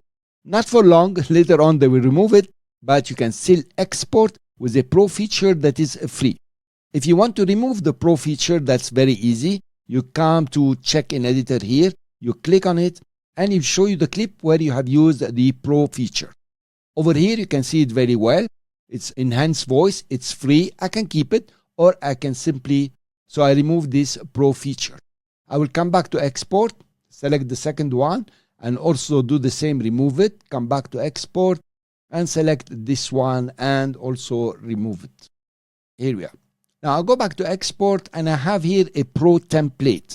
This is for the captions. I'm gonna click on the check-in editor, and I'll show you one of them. And I know I've used the pro template. You can now change it, for example, to this one if you like, or any other one that you like. So now we removed it and we have applied to all. And then we go back to export, and here you are ready to export. In the next video, I will explain to you everything about the export options. Now that you have finalized all the editing and you created a nice cover, you can export your video. Let's come to the export, which is on the top right here. You click on it. The first thing you see is edit cover. Are you sure from this cover? I say fine. This cover is okay. I worked on it. And you want to have a title here. So this title is mainly for you, how it's going to be saved. So make sure it's relevant to you. You can select the folder where you want to export. And I'm happy with CapCut training just over here. I will click open. Now, you remember how we set the details within the project. These are the same details that we set here. We saved ourselves some work and we worked, systematically and with conformity of what we wanted. Yet you can come over to the resolution and change the resolution. Never go 2K and 4K if you worked on 1920 by 1080 because it will pixelate your videos. The bitrate, leave it to recommended because all of them, all the social media will play with this one, so the trimming is perfect. The codec H.264 is very good. That will give you a compact video with a lot of clarity. HEVC is meant for mobile, give you a very compressed video, but somehow the clarity will be very good on mobiles. Now you have the Apple ProRes here. This is mainly for me. If you are on Windows, maybe you have AVI and stories like this. These are a bit high quality with very much high space for uploading and streaming. Now you can export your audio. So we have video exporting and export audio. When you check export audio, it will export an audio file for you next to your video file. You can select MP3, WAV, AAC. WAV is very good if you want to use the audio somewhere else. If it is to send it to your friend or family, MP3 will be okay, but of course is not as good quality as WAV. So MP3 is fine. Now run a copyright check. Yes, you should run the copyright check. Unfortunately, we don't have a minute here. We should be more than 1 minute to do it. I will go for export, and it takes some seconds here to bring me to the second screen of export. So actually it has already exported my video and is showing me my video over here. But then there is the option here to have a vertical video from your video. This is not about changing the size only, but also it moves the camera so the subject or subjects are always in the center of the view here. You wait for it to complete and then you can select this option. This option you can use it to upload to TikTok or YouTube later on. It will be saved in my location that's on my hard drive. Let's open our folder and see exactly what it has done. In the folder here, it has created a folder CapCut Training Export. That is the name of my video. And inside here, you have 3 files. One is the cover.jpg, of course. If you want, you can open it in Photoshop, start working on it. I'm joking, you can just edit it from here. And you have the MP3, so you can play with the MP3, use it in other videos. And you have the MP4 that you are going to use to export if you did not share. If I double click here, it will open it. You will notice it will start with my cover. This is the cover. And then when I press play, it will start playing. Here we are, we completed and we exported. If you decide to share it, then you will add the title here. You will add the visibility that you start with private, then later on you can make it public. Maybe you can enable command, duet, and stitching, whatever you like. You can do that, and then you will click on the share. It will go to TikTok in this case because it was selected. You log in and it will upload, very easy. Fine, I will cancel here and I will tell you thank you very much. I hope you liked this project and I hope we did a good job together. Your final practice is to create a thumbnail or design a perfect cover. Make sure you do a better job than I have done. If the theme is coffee, fine, but you can do your own theme. Then, of course, you want to export and upload to your social media, your favorite one. You can paste the link somewhere in the Q&A or something like this. I can have a look at the video and give you what I think. I will critique your video, and all the people enrolled in this course will also have a chance to look at your work and admire it. So go ahead, please, create the cover, export, and then upload to social media.